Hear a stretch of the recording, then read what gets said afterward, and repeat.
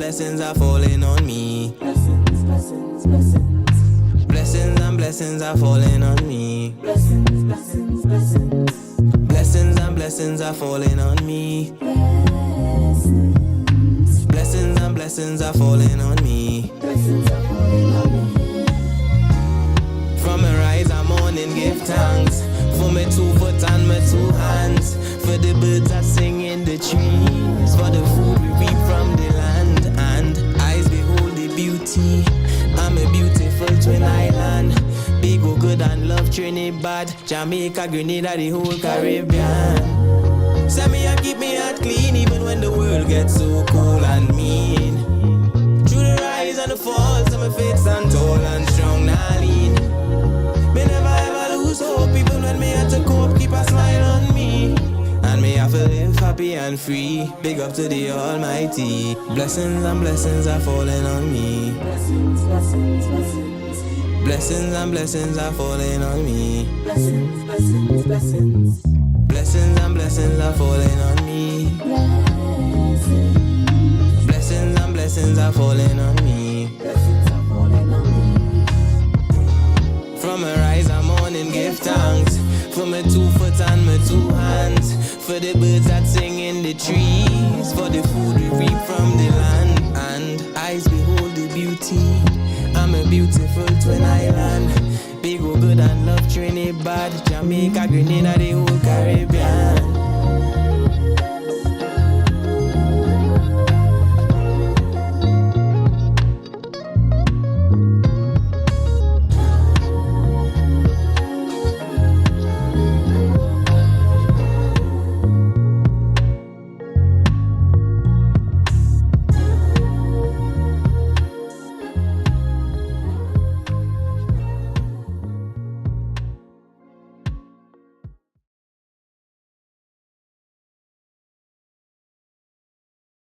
Since they were on sale, Laura bought these umbrella shoes without thinking.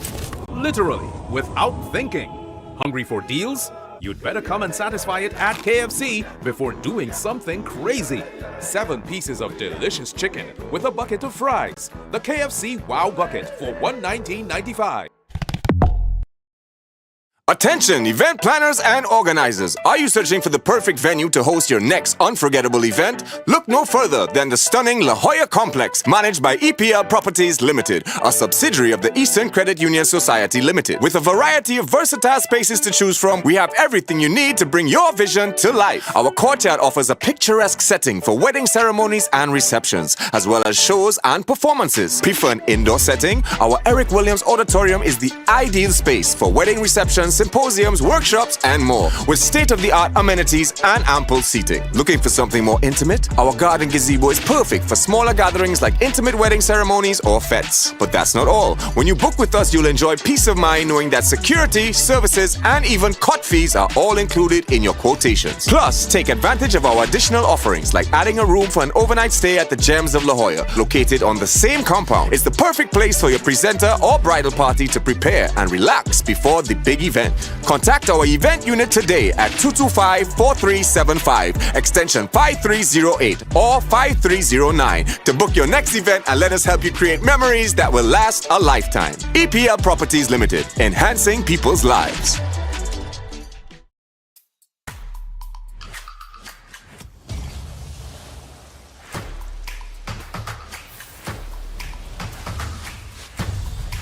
New Absolute Watermelon, always in season. 100% natural watermelon flavor, 0% added sugar. Not for persons under the age of 18. Enjoy responsibly. Every day the same food. Your dog needs a change, right? Introducing the new Purina Dog Chow mouth-watering recipes, and make their day with nutritious flavors that will bring music to their ears. Hello, variety. Give them exciting mealtime experiences with Purina Dog Chow.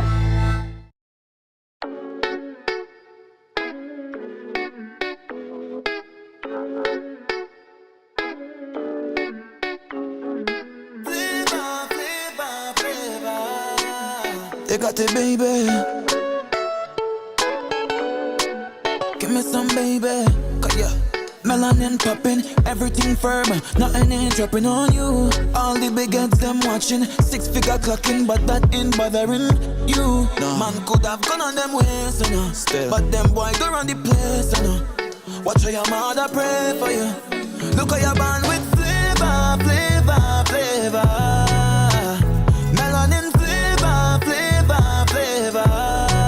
Sign the pen on your paper, paper, paper. Melanin flavor, flavor, flavor. Tell a boy go brave, you know. Yeah, yeah, yeah. Before you hot up the place, you know. Yeah, yeah, yeah. Look how you sweet like bonbon, like sugar in a pot when you brown. You know where you come from, so nobody can take you for clown now. Cause you know what you have is special.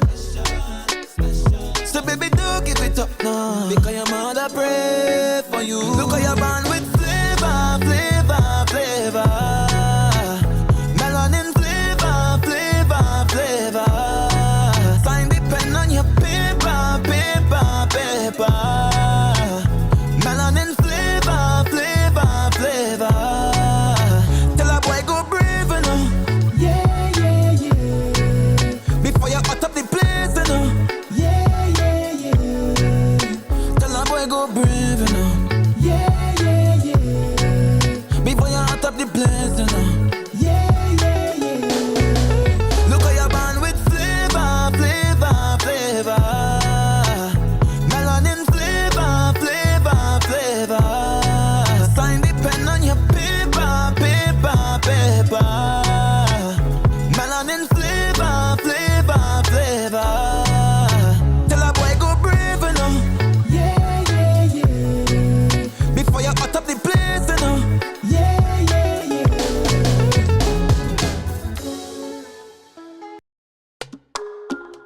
Expert lad, say big up the south and the east and the west, girl them all me tongue and me sour friend them. Say anywhere you see me there, a full squad there with me, and anywhere we there, it's woman in me favor. And if you want find it, right by the alley, woman in me favor. Say if you want find it, right by the band with me, hand up there, can't stop there, jamming on somebody, woman. Hand up there, can't stop there, jamming on somebody, woman. Say, I see a police passing, I don't know what she thinking. Well, all them people crazy.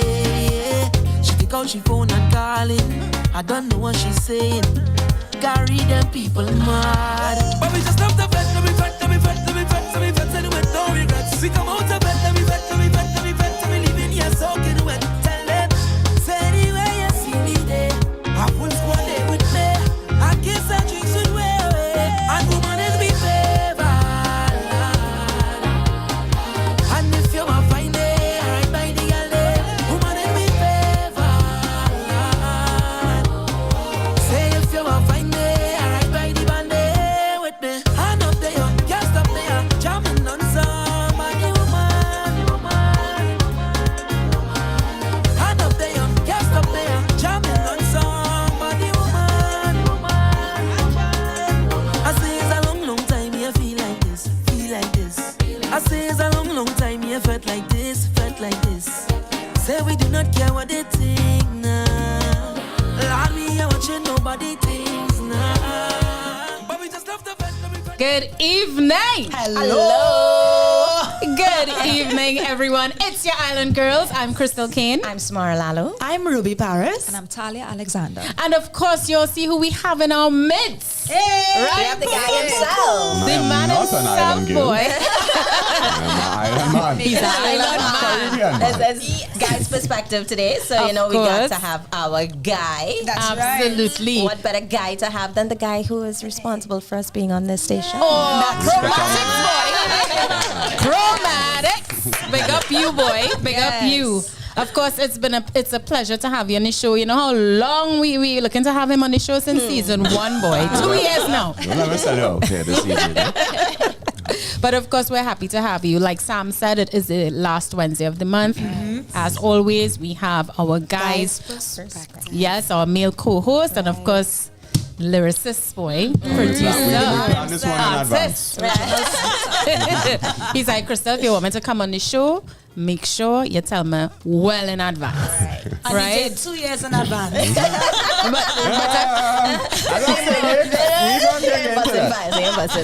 But I can't lie.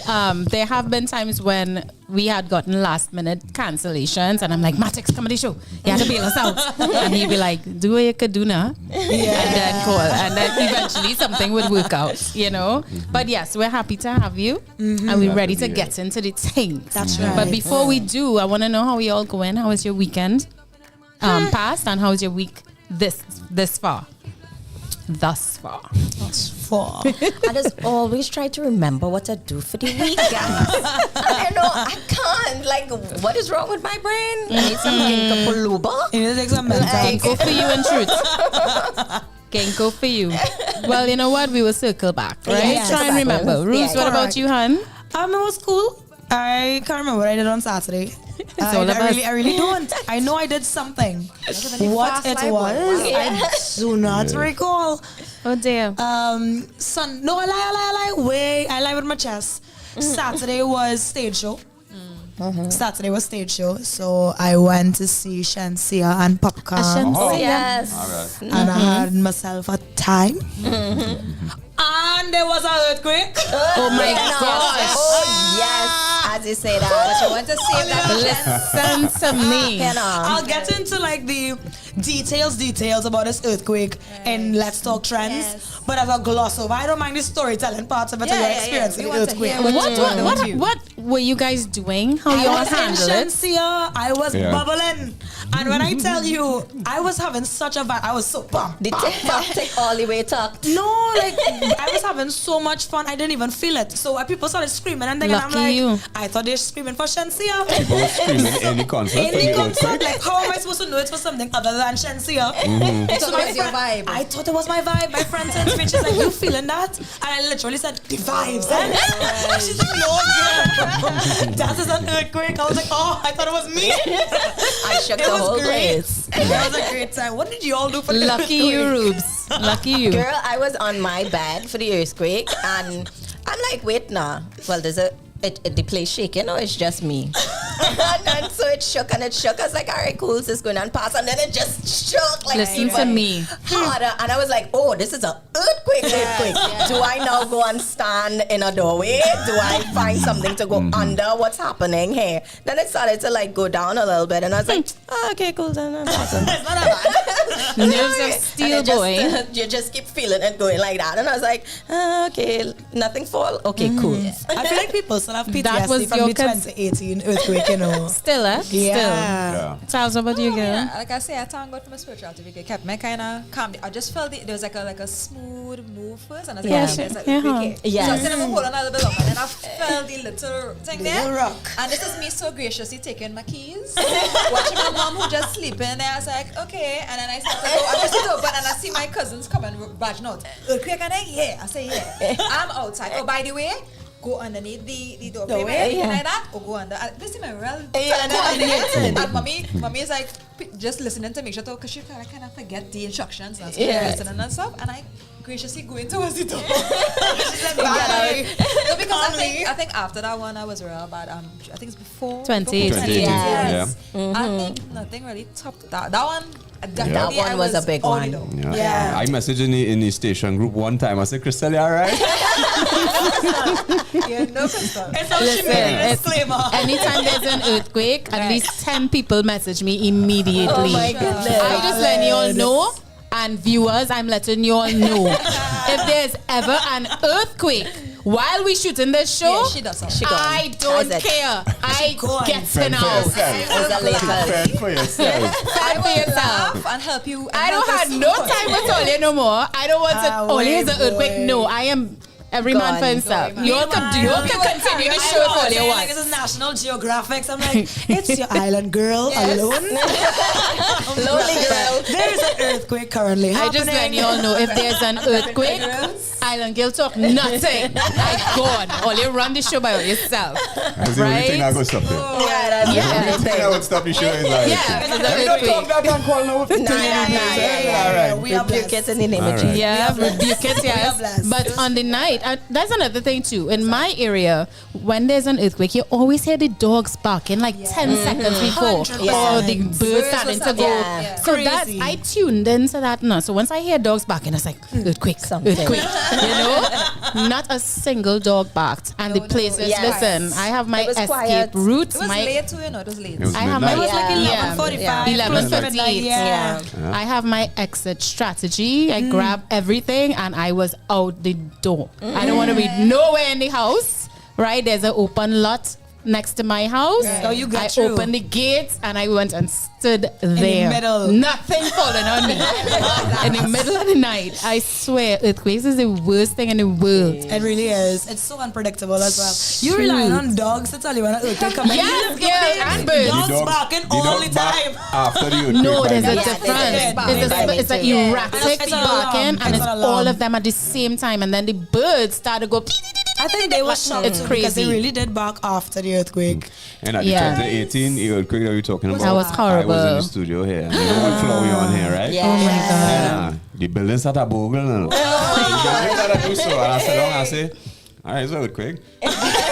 All right, it's just stop now. Stop. And it just, what? That down the stairs, yes, I'm out. Yeah, but honestly, chromatics, you see the flight of stairs, well, Yes. Yeah. bro. I walk it every day. I know every step I down that with speed. Speed. Skipping 3 steps at a time. It's Yeah. the calmness for me though, with all of y'all. I was calm for this one. Like, Yeah, I was- not that one. But I didn't even know. was tweaking. I was tweaking. You understand? Listen, I faint away already, you know, during the earthquake. Yes, there was an earthquake, I think, about over a decade ago. I was still working at my day job. People who worked with me, you all know. You all know. Listen to me, black out. Like, I can't process the amount of fear that rises up in me Oh my during a goodness. strong earthquake. Well, I'm glad he told me I will call you when that It's happens. I can tell you, I'm messaging the Bro. group. All right, so just tell you, all right, girl. But actually, Listen. what about the I mean, we have a really good audience so as well. What was your your Yeah. experience Tell with me the tell earthquake? us your experience. How did you all Speaking of handle the it? audience, they jump in one time. Yes. They said, Garth Ned said, blessed and anointed evening to the lovely panel. Thank you, Thanks, God. God. Thank you so much, Garth. Yes. Lendell Valdez, our boy, come back. He said, blessed evening to all the ladies of Island Girl Talk and the guests. Blessing to you as well. And that you all continue to strive in spite of challenges. Thank you so much. Thank you, Lendell. Thank you so Wait, much. who is that? Went cricket last time? Was it Lendell? It was Lendell. No Yeah, cricket. No, it wasn't Lendell. Lendell in Was it cricket. for some? No. It was one of Ruby's friends. Oh, right. It was the other one. Right. Sorry. White Tail Continue. Hummingbird said, hi girls. Hi, Tail 100. Hi. Dennis Allen said, reach. Say what up? Yes, ma'am. I am Naldinho. Said good evening and buenas tardes. Naldinho. Oh, welcome to the show. This is a new person. This is Welcome. definitely Naldinho, yes. He's an artist. He's been on Encantado. the station Ooh, already. fantastic. lovely. We love Welcome. having you, man. Nina, my girl. She said, hi ladies. Hi, Gents. Hi. Indeed, Guys, don't be shy to tell us your experience about the earthquake. Yes, Yeah. we If want you to don't know. want to jump in the chat, you can always call us at 4664 O.U.R. That is 466 4687. I'll send a voice note. The number on your That's what screen. the Yes. right there. That's fine. So we're still going down. How was the week going? Everybody, we sent Charles, you and tell us how. Yeah, how your week was. well, I mean, Ruby, I you told you guys finished? about Actually, yeah, that was no, really Okay, that was it. Alright, cool. earthquake and the vibration of Shansia. Well, we later as Ken Samaru, who was the panelist, he was very, he was the really Oh, you sibling spoke of Jet about him. Samaru. He's very quiet, but he's really talented, and that was a whole session there, you know, after when they buried him and all of that, there's like the pan breakout or whatever, so when I hear music and it's pan and thing, I different. I dancing and things. So I met actually the brother of Cheryl who passed on before, and he was just like he just had a preach to us and telling us about life is to live and just the dance and love one another and forgive people and I was like, Lord, you're teaching me a couple of things at this girl, but we dance. Actually, have a video I'll show you later. But nice. It was nice. We see everybody who haven't seen in years, and everybody was just celebrating this man and the younger generation. Everybody was there, and I don't know. I just feel blessed, and I'm appreciating being present in every situation now. So it was different, Lovely. I like that. So it wasn't too sad, and of course there was a takeaway. Not even Cheryl's one. They had like big. Them this party updates. A celebration of life. Because she was really into that. There was a whole vibe. And they put up an actual stage with the platform and stuff for where she buried and all that. Wow. Because she was known for helping a lot of people. A soulfish. Amazing. So it was amazing to see. Very nice. Who didn't go? Matrix? Well, so when we're talking about week, we're talking about from last week, Wednesday to this Wednesday? Yeah, I guess so, yeah. The weekend to now. My weekend or now? Well, why do this weekend, man? I can't remember. My life is such a blur. But I mean, from last week, I would say from last week, I was able to do something that I've been wanting to do for a very long time. Good. And that was go down to a beach house and write for days. Nice. It's something that I've been telling myself I need to do for over 5 years. Lovely. Oh, that's where you went when you told the whole team, don't bother me. I will not be available from this day to that day. Right. Do not call. It's alright. I'm disconnecting from you all. Yeah. I mean, because sometimes you have to give the art that attention. Yeah. You know what I mean? Yes, and it's that is more. true. If the art is a reflection of yourself, then you're giving yourself that attention. And that how was peace it? too now. It was good. Had a little bat in the house, but I deal with that. But it was nice. Bats are not so bad, Some man. people too little. You're in their territory. I don't deal with bats at all. Really? They don't attack or anything. No, They're I don't mind quite bats. peaceful. It's just the guano what is catty. Yeah. Iguanas? No, the guano. What's a guano? That's bat poop. Oh. Yeah. And Everybody then, poops. what did you do this weekend? My gosh. It's hard, huh? I know. It's hard to remember. And what about this week then? I had my son's Recite. end of year concert. Yeah. So he was How singing was and that? dancing. It was good, man. What did he do? Kicks. It's like a performance with his class. It's at Queen's Hall. Cute. Very fancy. You know what I mean? But just, real nice to see him in that element of performing. Yeah. Take after the father? Yeah, but Yeah. it's like you don't know how to feel about that one. This weekend, I, for the most part, rested. I did work, but I rested for the most part. I always feel really good sometimes when I have nothing to do. Yeah. I mean, obviously, the little anxiety of doing nothing creeps in there. Yeah. Of course. But it is good to rejuvenate and rest a little bit. And this weekend, just prepping for our stuff and just a lot of other things, but nothing to write home about. It was good. It was a good weekend. It was a good week. Good. I gotta say. Yeah, except for that earthquake. Don't forget, and Tempo is playing too. Yes! Of course. Thank you, Charles.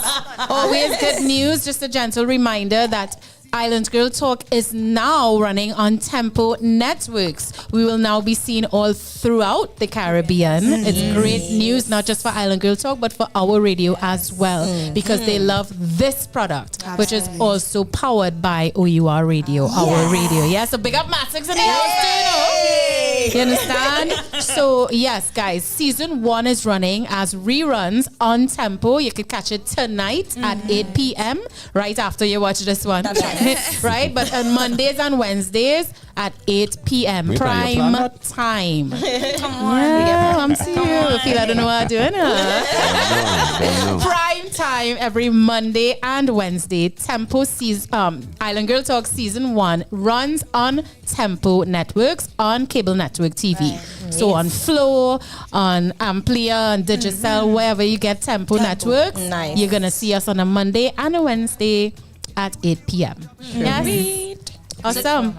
Just gonna pull it back to the chat. Yes, Quick. what they My say. boys are getting busy today. Yeah, they Right? really Essay inside the chat. Warwick Reach. Lendell said, even though the earthquake was 6.2, I thank God nothing was damaged, and Yes. we can barely handle day-to-day problems. So we must thank God it was not so damaged in Trinidad. Preacher, Facts. Mando. Nina said, wait, was there an earthquake recently? Nina, where were you, girl? She remember she don't live here. Oh, She yes. said something about Yeah, Jamaica. she said it's been a long time since I experienced them in Jamaica.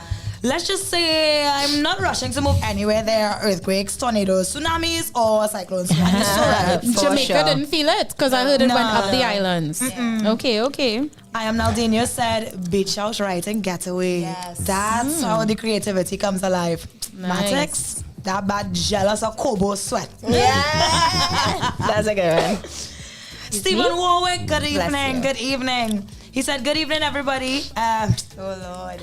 Oh, damn. Hello, Good Stephen. Matix, long time no speak. Only I was working non-stop. I don't have the day off unless I request one earthquake. Unless I request one. Earthquake was a massage. I was humbled. Oh. That's Wow. Nina said, congratulations, ladies. In relation, of course, to being on Thank you, Temple. Nina.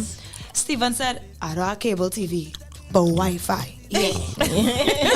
Sharon, and that's how Ruby just have Well, to pretty little. And I just want to say to everybody that's watching, and we have some nice numbers, or like the video now from them. Yes. Please make sure I love the comments, but make sure and like the video. Like Yes, it. give it Yeah. a little Like click. it. A little. If you love these ladies, but like the video, and if you like me a little bit, you can like the video. Yes. Share it up too. Send the link in your story. Don't be shy. You Come on, know? I can share the stream. All right, I think we all caught up, right? Sam, you spoken? No. Oh no, of course. Oh Sam, my we do this gosh. weekend. You figure it out? Well, now that you say the earthquake, I remember it shake up my memory a little bit. I was, just kind of relaxed a little bit. I had so much energy, like so many ideas kept flowing. Good. So it's just like a lot of work of putting ideas to paper. Good.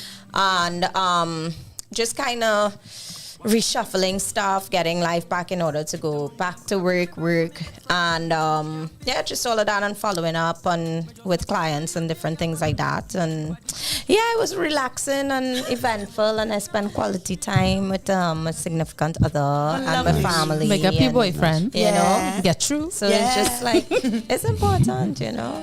It I is tried my balance. best. Very nice. Very nice. Yeah. So that was my week. All It's right. not bad. Awesome. All right, guys. So you know how it goes. We're going to take a short break. But when we get back, we're going to spotlight this guy right here. Right? And we know everybody pretty much knows Matic. So you had to be living under a rock if you don't. Facts. But for those who do, it's for you. All right? Yes. With the lovely Sam and our spotlight segment. Keep it Yes. locked right here to Island Girl Talk. We will be right back. Right back. Sorry. Stay right Sing it, Roots. Right back. And big up KFC! Pick up KFC. This way you cut to the KFC.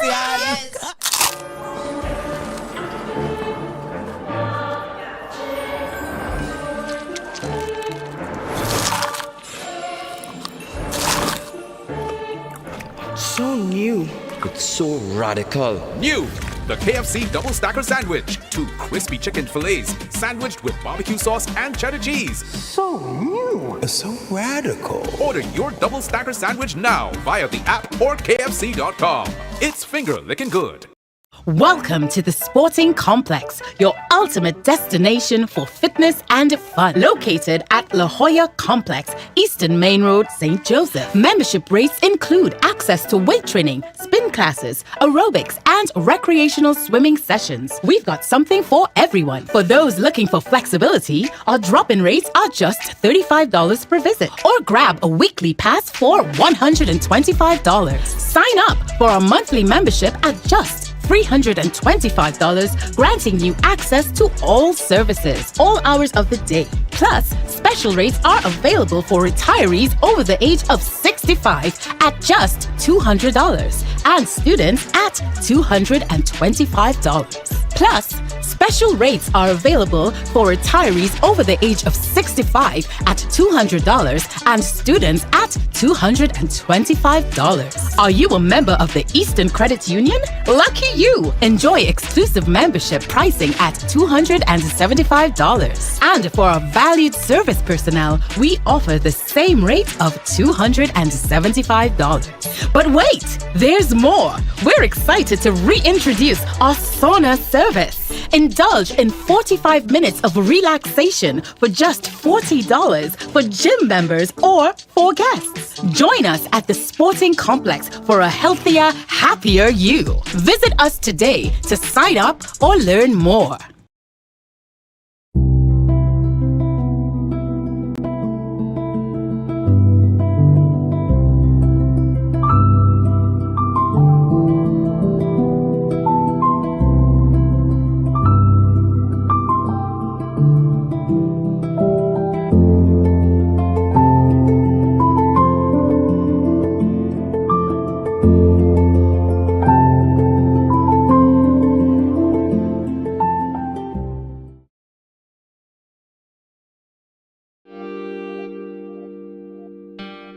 Got you singing like sweet one.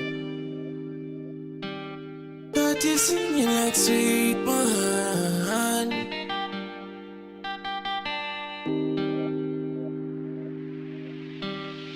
That other man was practice. That's why it's not lasting. I'll give you my last things. Half the man I'm just acting. Designer from Saks Fifth. Anything you want, you can have this. I'll give you no tactics. Girl, you know you're the baddest. Got me singing like sweet one. Man bow to allegiance. Yeah, everything fit done. Talk about man, you don't need one.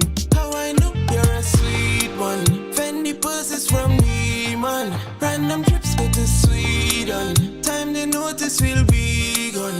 Be gone.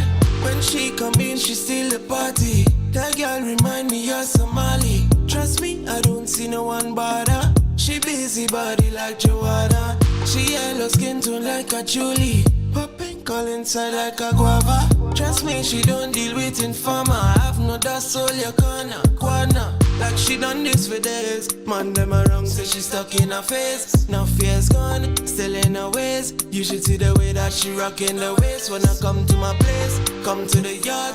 Could be here, but girl, Yo, yo, yo! Welcome back. It's your Island Girls. I'm Samara Lalu. I'm Crystal Kane. I'm Ruby Paris. And I'm Talia Alexander. And we have with us the one and only Chromatic.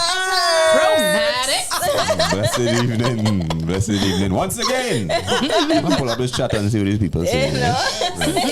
If you now join us, we kind of just caught up with everybody is for the week. So keep sharing and keep coming in. And we're going to be jumping into our Island Girl Spotlight. We wouldn't ask Matix to do that. No. He wouldn't want it. And today, of course, we're spotlighting on our last Wednesday in June, where we have the guy's perspective. We have the enigmatic Matix, Chromatix. Right? He is our guest today, and there's so much I could say about this man, right? So this man who has done so much for music and hip-hop in Trinidad and Tobago, including but not limited to this very station, our radio, O.U.R. radio. Big up you, boy. Right? He was the first hip-hop artist to sign a major endorsement deal with a local corporate, right? Corporate company back in 2014. Right? He performed locally, internationally, regionally, talking UK, US, Grenada, all over Trinidad and Tobago. Multiple hits dropped, and including his latest work, Kobo Sweat. If anybody went boys' schools, they know what that is. No, but I feel like you generally should know what that is. If not, I'll explain it later in the show. I mean, as we jumping in, we starting the questions. Explain what a Kobo Sweat is. No? Well, I don't know what it means. Have you all ever heard that term? I've heard the term. I'm too young.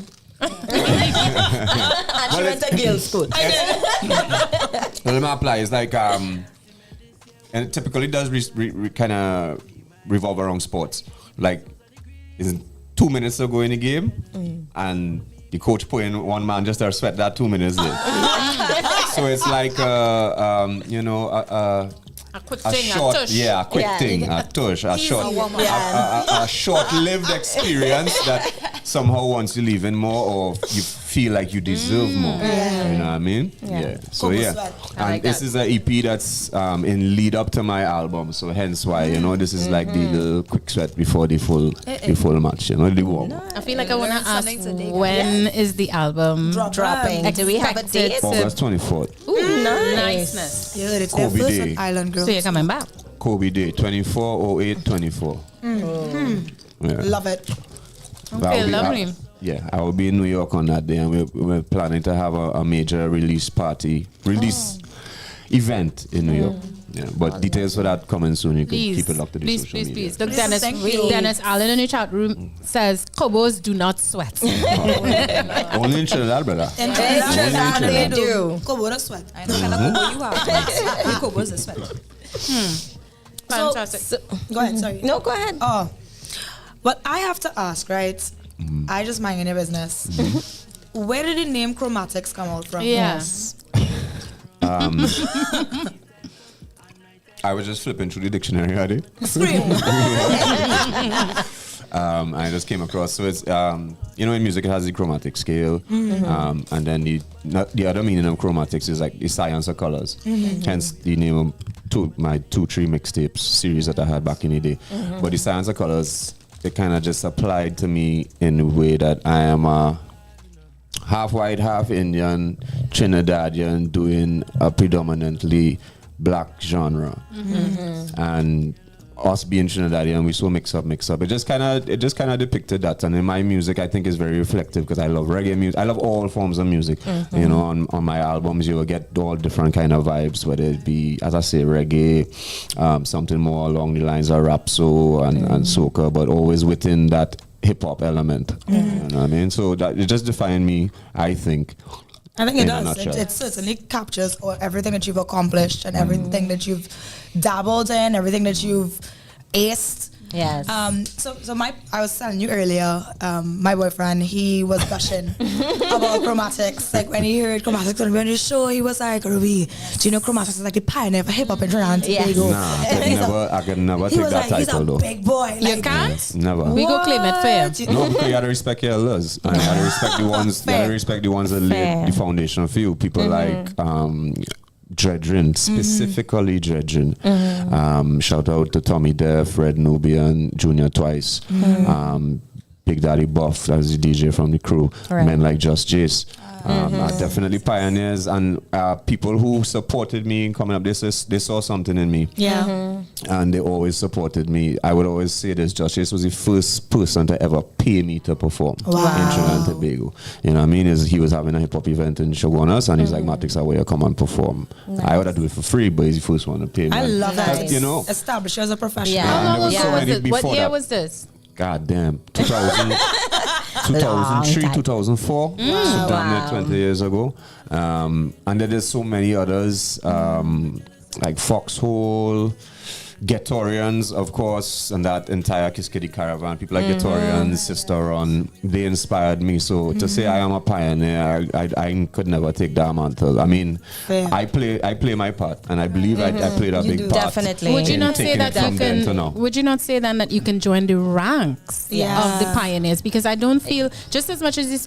Just because we're calling you a pioneer does not mean you're taking away from anybody else what they've done. But we do feel like you are a pioneer because you have done more than your fair share. And that's undeniable. One of I go take that. One of the pioneers. Let me take my little pips too. All the girls travel with Matix as backup singers, right? Big up Cassia Duvertile as well, who also was a backup singer for Matix.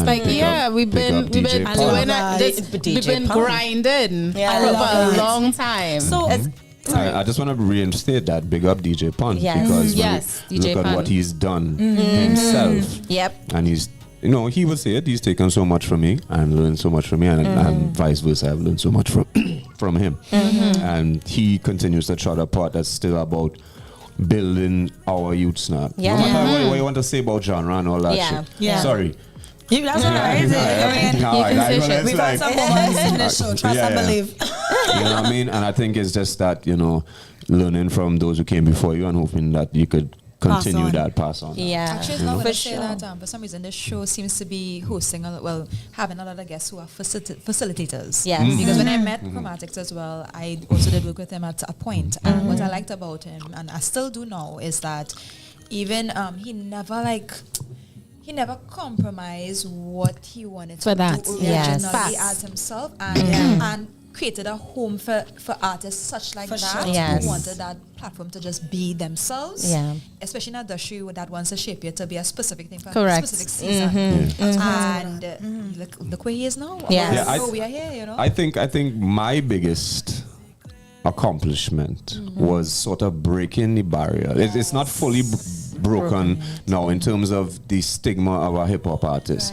Before, people would say, why are you doing hip hop, why are you singing hip hop, whatever. But when I put out things like a puppet, like Carnival wrap up specifically, like the political wrap up, that brought it back home. Yes, it did. And the people didn't care about what the genre was. It was just the message and the entertainment in it. You know what I mean? And I think that kind of opened up a lot of people's minds to say, if somebody is doing it like that, once they're doing it well and it relates to me as a Trinidadian, then That's the part I found that to be brilliant. If the standard is high, it's like it's a product.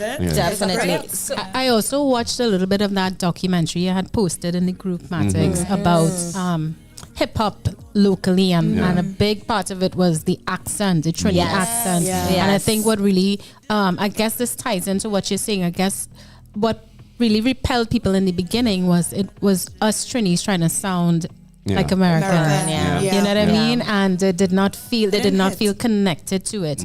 And it was, I can't remember his name now, but it was Make It Happen. Decided he would go full on rapping in a full thick Trini accent. Then people started to gravitate more and more and more. I agree, but a lot of people don't remember that when Be Dangerous from Spot Rushers changed, which was before Make It Happen. And then there were groups like TKO and SMG. TKO is a legendary local hip hop artist, and he used to flow Trini twang. So it was always there, but I think a lot of the groups and artists felt the need to sort of replicate what they were hearing and whatever. But then you had to give artists chance to grow and become yourself and find the true self in the music. You know what I mean? Because even I and all started off in that vein somewhat, and I had to grow into it. You know what I mean? And be comfortable in my skin as who I am as a creative. Because when you now come into music, you are imitating. You're looking at your favorite artist. I would say you're inspired by. So it's not necessarily imitation in a way of wanting to be just like that, but it's just you reflecting your thing till you could refine your craft and know what it is you really represent. You know? And some things too, especially with rap, it's for the flow of the line that you pronounce it a particular way so that it could roll off into another thing, and music terms that I don't know and stuff like that.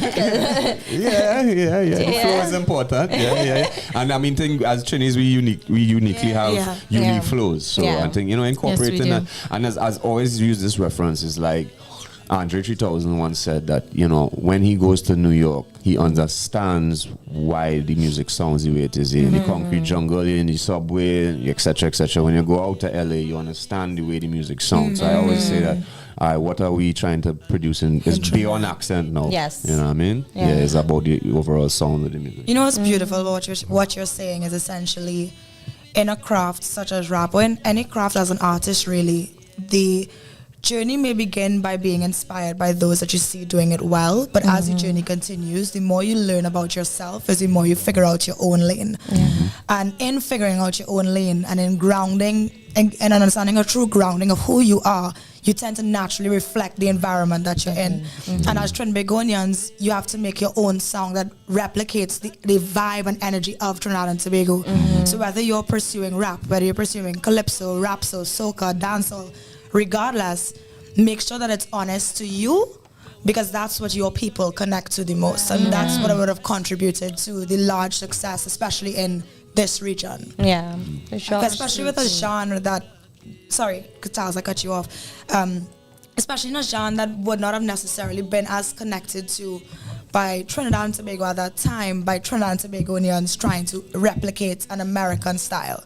So instead, taking the style that hits and making it ours, which is what we do kind of like with everything, right? Yes, but the heady hides in it now. See, if you know your history, then you know that all the music is like one tree with different roots that stand to different places, 100%. Right? So we will go, the birth of hip hop was 2 turntables on our mic, which came out of dancehall culture. When I say dancehall, I mean the dance halls, right? They would flip the 45 over and play the version, and the MC would now become the MC, right? And chat and what they call toasting. Before that, it was reggae. So that came out of reggae, right?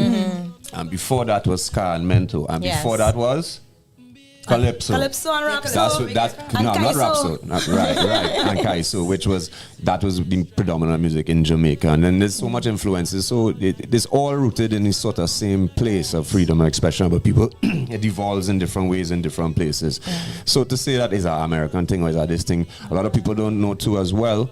The birth of hip hop in the late 70s, right, was coinciding with the Black Power movement in Trinidad, coinciding with the Black Panther Party and whatnot in the US, that sort of same time frame. And Rapso started at the same time. So, I mean, you know what I mean? So, education today. If you didn't know, you know now. So here's your musical history. All these genres and everything that influences or that around with you growing up and everything, how did you come to find or choose hip hop as your genre of choice? It was simple. I mean, I was writing poetry from in primary school, and just writing music and expressing myself on paper. And because I was exposed to the creative industry, my cousin used to play drums in a very popular local band called Joint Pop originally. My brother used to sing in rock bands, manager. I was in band rooms 6, 7, 8 years old. You know what I mean? And then my cousin, who I'm very close with, like a brother, he moved to the States, migrated to the States for a couple of years, and then came back to Trinidad. And he was like, hip hop. So this is like late 80s now. Hip hop is the thing. And I started getting put on to a lot of different groups and whatnot. You know, Naughty by Nature, Queen Latifah, Criss Cross. You know what I mean? Pete Rock, Smooth, etc. Tribe Called Quest, which was very influential because they had, you know, a Trinidadian representing in their group in a big way, and they were a huge group now. So all of that kind of lent to me just falling in love with the genre, and then just the freedom of expression, because I felt like there wasn't any, and this is sound bad, but there wasn't any genre that in Trinidad at that point in time, that was a reflection of youth, opinions and personalities, and where you could really truly be free in your expression. Cuss down the place if you want to cuss down the place. You know what I mean? And talk about things that other genres weren't allowed to talk about per se. Not to say, but Calypso could. But at that point in time, you're young and thing, and you know Calypso is your... Not exactly. I mean, it's weird how it all comes full circle. True. I'm not singing Kaiso for the people. But as I said, I see no difference of going back to the relation between the genres. Extempo, freestyling. Is one of the two of the only genres that has that sort of off the cuff vocal challenge. You know what I mean? Especially as a lyricist as well, I can see why you're connected to that. For sure. And it actually bridges the gap between the new generation and the older generations as well, which is what we're trying to do, because we all have a voice, right? I'm actually looking at the background in terms of how, you know, you were inspired by like Lionel Richie and the Gypsy Kings and Julio Iglesias and you know. And I want to find out from you in terms of if you could touch a little bit on Spot Rushers and even your own journey and where you are right now, how that led to, you know, that flow. So I grew up. My brother is very much older than me, like 13 years older than me. So he didn't really live with us on a continuous basis, right? So I was always looking for camaraderie and in the things that I I mean, granted that, as I say, he would always check for me, take me to all these different rock shows and bands and rehearsals and expose me to music and different things. But I was always looking for that camaraderie, you know. And I was doing hip hop by myself. After my cousin left, he left the country again. Right? When he came back, I didn't go. So I was just looking for that camaraderie, and I went to a dredging show in Chaguanas in the tunnel, and I saw this group. And I never heard about them before. And I wish I could rap the line on this show, but I won't. I want to shout out to my brother Gazi Gates. He just dropped this line on stage, and I was like, yo! And I remember dudes was just amazing. Like the original, what the Spot Rushers was originally. You know what I mean? Like it was until this day, as far as I'm concerned, there's never been a group that talented put together. Yeah, I will agree. 4 or 5 different MCs of that kind of talent. It really was. But that's what people liked. It was like a kind of local Wu-Tang in terms of just that vibe and that energy. And we just started linking up, going down in the bass. Had a shout out, Johan. Sita and Cell Construction, because he was very integral Madman Productions. Madman Productions, which is the Ultimate Rejects. Yeah, he was very instrumental in bossing Spot Rushers and very instrumental in getting their music out there. That's where we used to record initially, like, you know, on things that all they wouldn't even know about, like what they call what was it? That tape and then mini disc and all kind of things. You know about was that tape? Was it what? Is that the little? No, that's real to real. A that tape is like cassette? A small cassette. Yes, I know put it on radio back in the day. No. Not that tape, that's a cassette. That's a cassette. That There's tape a is smaller one. No, it's different. It's not smaller than that neither. Anyway, It's whatever. exactly that, but smaller. I just didn't know that that's what they called it. Yeah.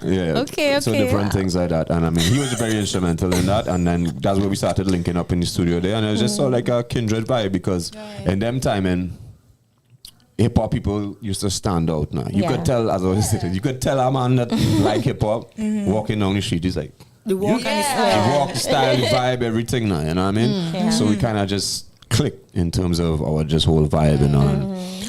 We did a lot of great things over the years. Broke a lot of great ground together. And I mean, you know, difference keeping a group together is a very, very difficult process.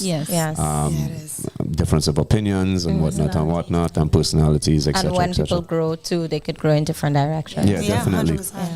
And so I stepped away from it and the group, and you know, them is still my brethren to this day. It's family. Feeling that journey now back into now as an artist, right? Because clearly you have facilities and you're doing the exact thing that would have been done for you before, which I commend you on, because people need platforms. Yes, people believe in 1000%. Because you believe in it. Might get me in my face there. Go ahead. So you know, blessings when it comes to that. And just know where you right now as an artist, like. Well, that's the thing, right? I feel like I won't say I've done enough, but I've done a lot in terms of that, because you would know. First time I met you was by my record shop in Korea, Highway Records, which was I mean, I think about I've been doing this all my life. It was a store that only sold local music and local clothing designers and whatnot. And then we set up a studio there, and we were signing artists and pulling out artists. Shout out to John, aka John Square, Lil Saint, Kane, Andrew Prescott, and did doing events, creating events. We did, I mean, it's so many events, you know, that were platforms for artists to be heard and get their music out there and whatnot. And then, of course, with the grind, a lot of people don't know the grind actually started in 2008 as a hip hop show on 99.1. Yes. And I remember that actually. Oh yes. Yeah, and it had many iterations throughout the years, but when they invited me back to start it in 2019, I decided let me play everything. You know what I mean? Of course, hip hop will find a space, but I just felt like I can't leave anything out in the urban genre. Yes. You know what I mean? Yes. And then of course I parted from that, and here we are today. This whole station originally is a platform for the grind and shows like it and creatives, and to do exactly what I've been doing all my life and providing that platform.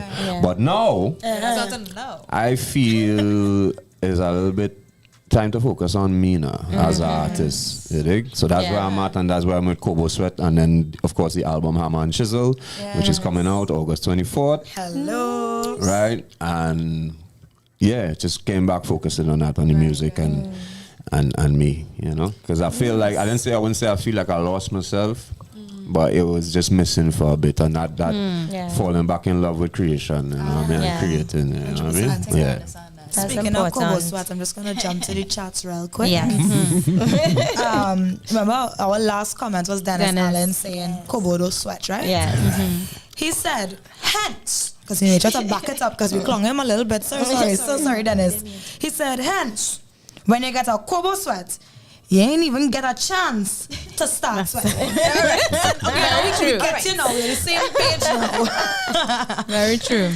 I am Naldinho said, since you're talking about schools, big up Presentation College. Big up Pres. So that's my alma mater. Yeah, and Naldinho is a Pres man. He's a Pres man. Right, that's right. Dennis then said, he does always lie about this, He get catch with a Chrome 45 Desert Eagle. And the police ask him, what you feel? What you feel? He's a big rapper. And he says, coincidentally, since you asked. Stephen Warwick said, you don't carry sand to the beach. Okay. Okay. All right. Courtney said, Courtney K. Williams said, my Gotham City, New York, locked on. Okay, big up you. Shout out to Courtney, that's Nothing Personal Inc., promoter of the event called Gag Order out there in New York. And that's who we're actually collaborating with to do the event August 24th in New York. Fantastic. Big up you, Courtney. Welcome, Courtney. Welcome. Yes. Stephen Warwick said, who went stage show? You random boy. I went stage show. And he made sure to mention that his mommy is the manager of Trotters. Big up your mommy. Okay, big up your mom. Applied. I don't know. Like went from all right. It's that Stephen. Big up you, Yeah, Stephen is true little things for Crystal in Yeah. between that nobody We else used can to catch. keep it Keep us on our toes. And guitarist Soul said, big up Matix. Yeah. Love signs. Dennis said, quick fact. I designed the original SR Spot Russia's logo. Oh, nice. All right. Very nice. Nina said, music is a universal language. Art imitates life, life imitates art, and yes, inspiration. She said, Andrew 3000 made an album with a flute. That's This next is level. true. Yeah, that is. Stephen said, y'all was in Gasparilla gas station. We were not He's in working. Always gas ask station. that. He's working Gasparilla gas station. He told that us where more you're than once. working? He said that in the Is last that 3 where shows. he's working? He tells us every wants show, us to go come to there. Gasparilla gas station. You We are pump our not tires and our coming. gas. I feel we're being baited to tell He them said where weed is that. We are not going. Listen, Nina said, Right. don't forget jazz's influence. Yes. Stephen said, nah. Stephen said, chromatics. You remember Pack Juice? That is his artist name. Of course, but Pac Juice is from Monkey and them and The Face and them. Well, apparently that's his stage name. That's his artist name. Go ahead, Roots. I am Naldinho said, tunnel, yes. The amount of Saturday lessons I missed to go to the 1 p.m. to 6 p.m. tunnel. Oh my Lord. She meant to say Andre 3000. Yeah, Tunnel was such a monumental thing, and I remember, the first time I went to a hip hop party in the Tunnel, the Dredden used to throw these things. It was just for hip hop heads. It was raining. And I couldn't go the year before because I had CXC the year before or whatever. And it just raining and it pouring. And I was like, I vex, but still going. Travel along the road, reach my mom bridge and shotgun us. We all days like, damn, we put garbage bags over we walk down the road. People pulling up by the venue and still in the car. I take our umbrella from my man and start to escort people in the dance. First I want the dance to score. First I was like, nah, I hear this is my first time. You're gonna make sure it's gonna be good. Yeah, just that love, man, just for the thing, I love that. I remember, in UEDs. That's the first time. No, I saw Spot Rushers on TV because actually Pan and I went primary school together. Right. I didn't know he was, into that. And then I saw y'all again doing that. I was like, oh, shucks. And this was the first time being exposed to like a hip hop group and seeing hip hop in Trinidad. And I just remember, this is so dope. Like, this is so cool. Like, we need more of this. Like, why don't we have a station for local music? Why don't we, And I'm always like asking that, and here we are. So I think that's really cool. We had to be grateful to have him here too. Because absolutely. It's not unnoticed. Like, we appreciate 100% the belief and the support, the platform. I'm gonna say it. I'm gonna say what most people don't want to say, but the man has done quite a lot, and not just for himself, but for others, up and coming artists, underground artists, all that jazz. And he's so humble with it too. Speaking of the underground, though. I miss the ciphers. They're coming back. Trini ciphers. And big up Wiz, kid. Yeah, big up Wiz every time, man. My brother, man. I don't know, you gotta ask Wiz. Yeah. I feel we could get some corporate companies to get involved in anything. I feel we should bring it back. What I mean? Big up Pun too with that. We will see, but as far as I'm concerned, I'd say I'm doing me right now. Yes. I just dropped one of my freestyles off of Kobo Sweat. There's a visual for that right now. That's for the check that out. Yeah, called the Black Moon Freestyle, and I'll be releasing videos every week for the next few weeks off of that. Fantastic. The EP, which is freestyle, which is bars, which is what the people want to hear from me. Of course, exactly. Because I listened to the EP and it was pretty cool. It was.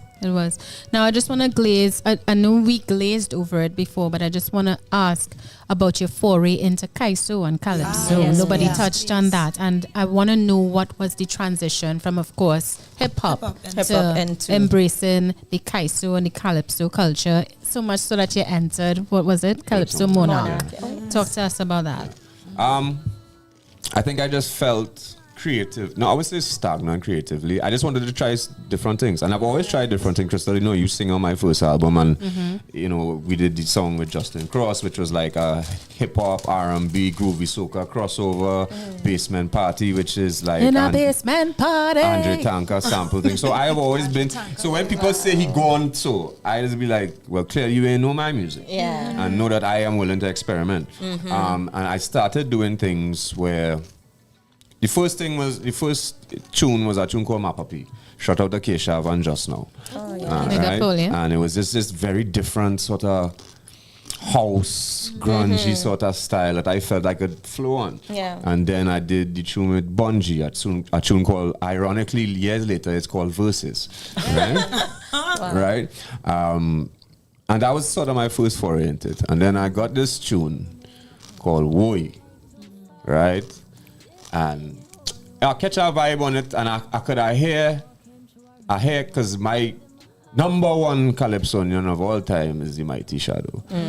Well, I won't say it. I gotta say two people share that spot, which is Shadow and Rudder. Right? Shout out to David Rudder every time, right? That's my two favorite calypsonians ever. And I just catch this vibe on this beat. That was a kind of, I don't know what you call it, the genre, but it fell down the soca sort of Kaiso vein, and I was just hearing Shadow and saying, anytime you see me, them a ball on way. That time I think them a ball on way. So I just write it in that vein, and you know what I mean? And I put it out, and people just started falling in love with it. Like stations was like, what is the thing? I'm my wife. I just shout out my wife, Daniel, every time. She was like, this song is a scene. Go and do what you had to do. And we just went out there and hit all stage shows anywhere we could have done. Because I didn't fool myself thinking, all right, Eyes Chromatics, I have a brand in this thing, and it go flow seamlessly into the next. I went and, like if I was a new artist, I went and hit as much free stages as possible and mash it down, and then be like, all right, I in this realm now, all the better respect it. You know what I mean? And as I say, it's still lyrics. As far as I'm concerned, it's lyrics and bars, just in a different format, and very more. I love rap song music too, and rap song music to me and hip hop is damn near the same thing. It's just version of it. So all of these songs is rap so as far as I'm concerned, and so I put out songs like My Type, and then I put out a song which was essentially my first calypso song, which is called Lie Down, and that one was real personal to me. You know what I mean? I remember that one. So we could get a little super one. Yeah, come now.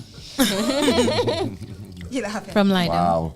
Back in the days when I was just a youngster, hear a man say that you must bow to conquer and can't get no way if you don't have a sponsor. Them kind of thing they go put you in.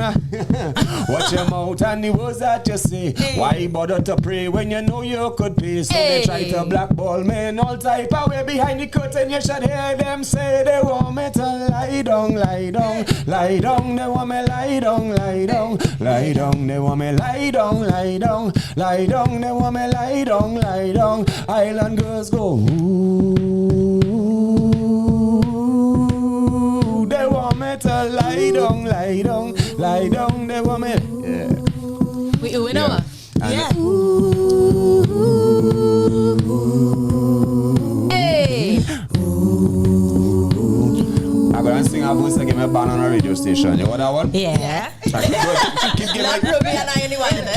Keep giving me new. Get them out. I fed up here about African, I fed up here out Indian who represent the 1% Afghan, Syrian. Cause I really don't care about your power or position. Please tell these politicians that a man is just a man, whether the pants long or short. The color still khaki and turn on every single invitation to the party where they talk about race. Your sweat was a derby, I showed them where to finish if they ever want to start me. The way you come and sail on the censorship down the islands with clothes pin on your lip. Till your pocket full of money, till your wallet can't fit. Want to give them no resistance, bury someone would have sick. So take a chip, everyone take a chip, take a chip out of the business. They ain't talking about a cut when they say the way you split. So they ain't getting no tips unless you start to strip and lie down, lie down, lie down. They want me lie down, lie down, lie down. They want me lie down, lie down, lie down. They want me lie down, lie down, lie down. Yeah.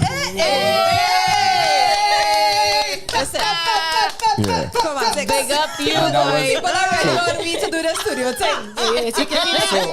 So, ironically enough, right? You're hearing that day. As far as I concern, I rapping. Mm-hmm. Yeah. Yes. But you know, in a rap so style with a more sing style, right? So there is it's very Oh, I hate it too. Anyway, and I was like, yo, I gonna jump out. I gonna put this out as a calypso. Rest in peace, Brother Resistance. Because when he realized that I was making this transition, he fully embraced me, and he's the one that really invited me away to come and audition for Kaiso House and be in the tent and whatnot.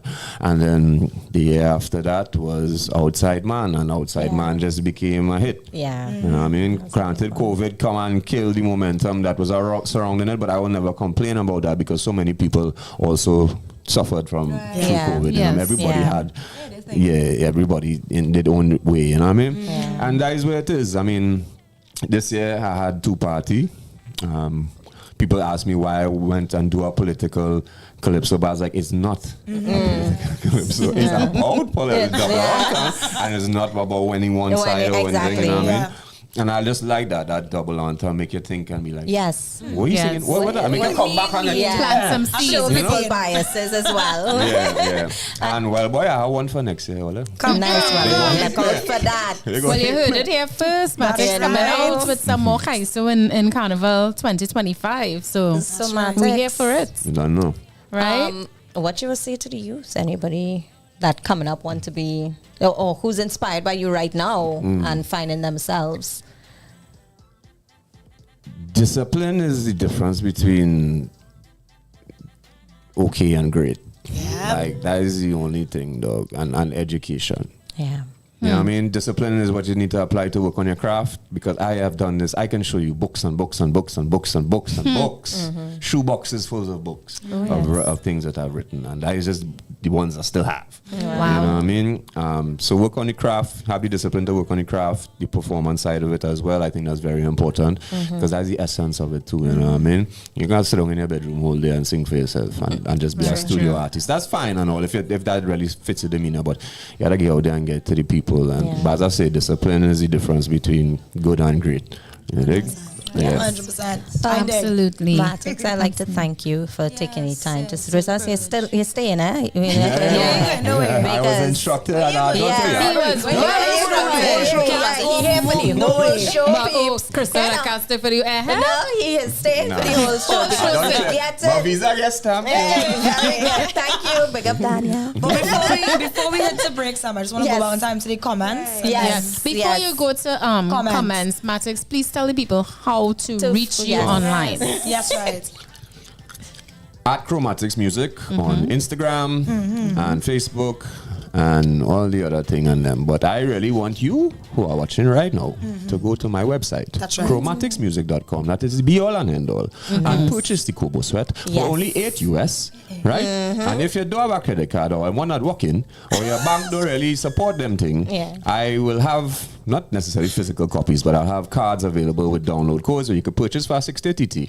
That conversion working out, right? Yeah, that's about it. Right. But because I will say this, and I will keep it brief, I am changing up the dynamic because the industry is changing and I'm trying to be ahead of the curve. No, it is not on any streaming platforms. It is not on Apple Music. It's not on Spotify. It is not on YouTube. It is only available on Bandcamp or via my website, chromaticsmusic.com. You can stream it for free for up to 3 times. After that, you gotta pay. Nice. $8 US. I like Fantastic. Yeah. Direct to Marketing consumer. master here, you know you are. That's right. Indeed. Go ahead, Rubes. Well, of course, Stephen is shooting a shot one last time. Well, He Stephen said, again. because we were asking why you say what he said now, and he said, I remember Crystal said she willing to wait. I work in.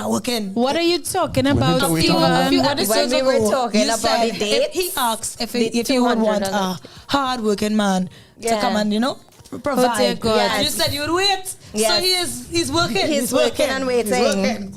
And shooting his shots in the Valdez meantime. Brooks, good evening. Hi, Valdez. Valdez. He said what the up? Umbrella Brigade boy. Tunnel. Dennis Allen said, lol, we were the promoters of that 1 to 6 Lima tunnel. Big up to Pino, Videsh, Tasha, mans like Ellie, Ozzy, Gary. You're right. Big up all you. Big up all you. Stephen Warwick said, Chromatics, Pack Juice 2.0 from Tree Canal Show. Okay. Nina said, fire. Courtney Williams said, fire. They love our singing, guys. They love it. It's just... I am Naldinho said, I am inspired by Matrix diversity. I did a performing arts diploma at the Venezuelan Academy of Performing Arts. My final paper was on calypso, steel pan, and soca in Latin America. Very nice. Courtney Williams said, fire! Trinidad and Tobago! She then sent some dynamites. Boom, boom, boom! Fire! Stephen said, wife to be have rhythm. That's you, Stephen. That's Crystal again. I got it day one. Yes, Courtney. It's all Ruby animating the emojis now. Yeah. Love it. So, guys, that was it for our Island Girls Spotlight. Matrix, do the spotlight now, boy. He like, pew, pew, pew. We get a little lasers. We get a lasers with the spotlight. Nice. So we'll be right back. Coming up with don't go anywhere because it's the topic of the day. Finally. Yeah. So right, you all want to stick around for this let them know one. the topic so they could come back and not My go nowhere and be goodness. aware. So today's topic is Can a woman feel safe with a people-pleasing man? Exactly. Keep it going find out. Matrix, we want to hear what you have to say. Ruby, say it again. Can a woman feel safe with her people pleasing man? Don't go anywhere, guys. We'll be right back after these. Since they were on sale, Laura bought these umbrella shoes without thinking. Literally, without thinking. Hungry for deals? You'd better come and satisfy it at KFC before doing something crazy. 7 pieces of delicious chicken with a bucket of fries. The KFC Wow Bucket for $119.95.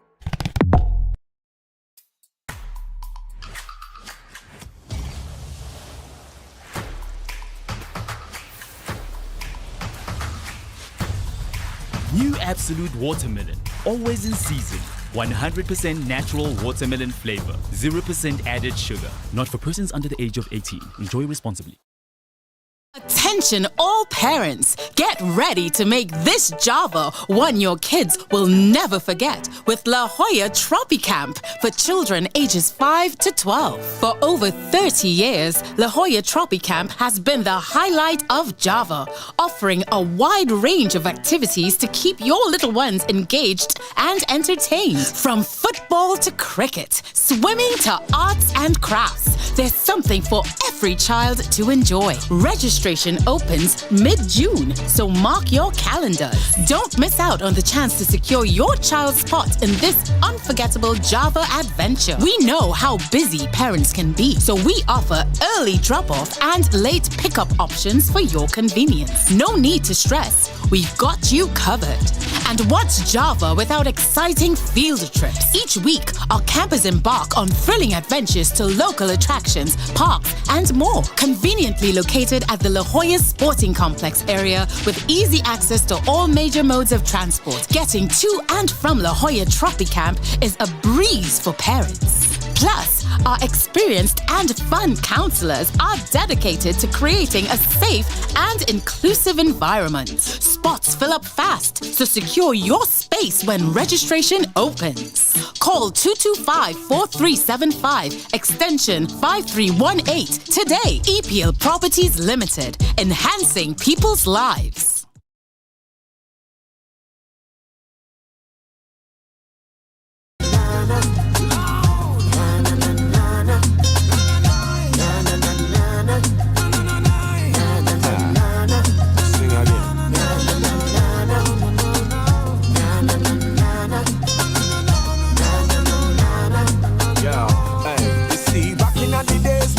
Just a young star, yeah, a man said.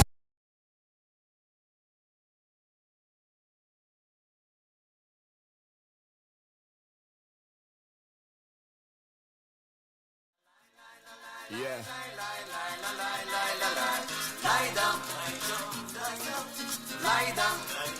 Let's go.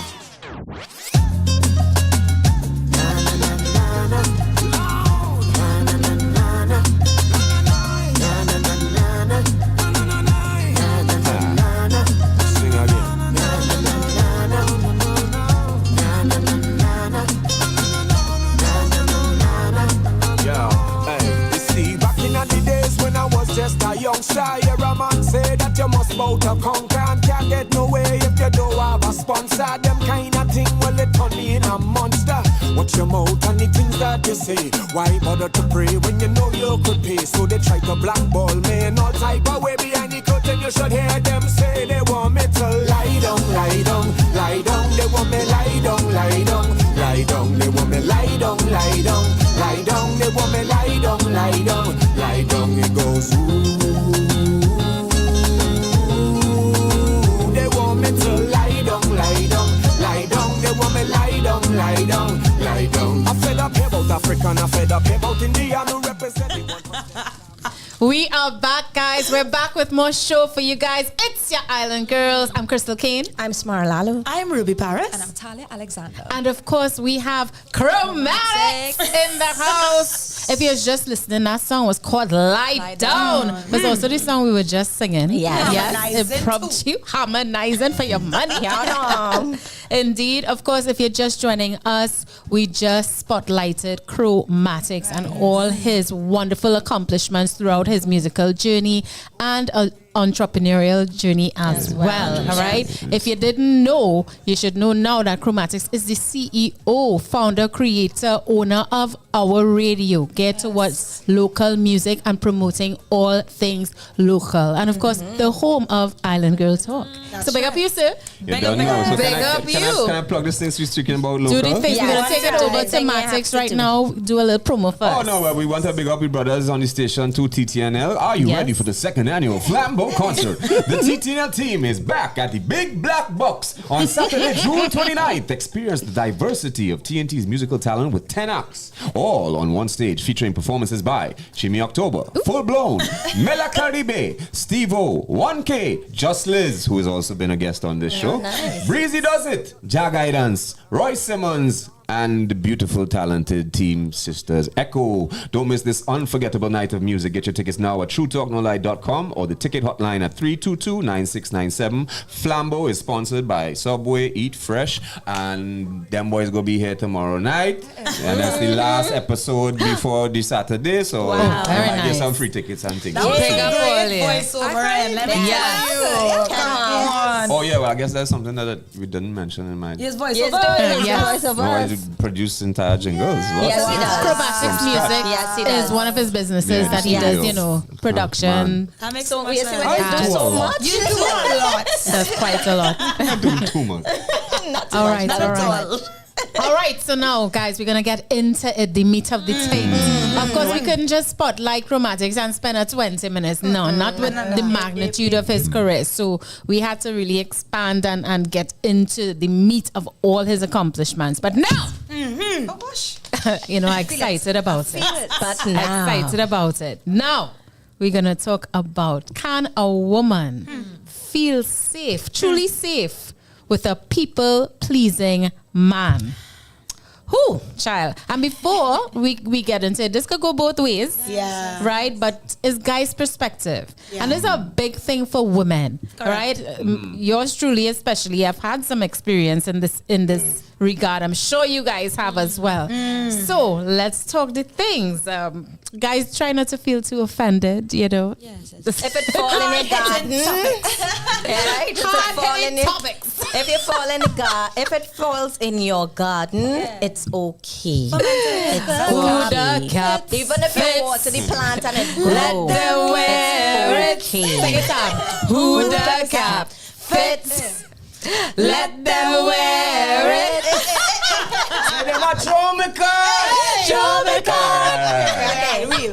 Don't start us. We just want to say that it's still love. It's okay. No attacks here. No bombs thrown in your zone. Nah, we just having a thorough discussion. Correct. All right. So first of all, we want to just explain what is people-pleasing behavior, right? Basically, in a nutshell, people-pleasing behavior is when someone tries really hard to make others happy around them, often putting themselves on the back burner. They put other people's needs before their own, inconveniencing themselves. Sometimes, for example, I was telling someone this today. You have an appointment, a doctor's appointment in South, right, for 10 a.m.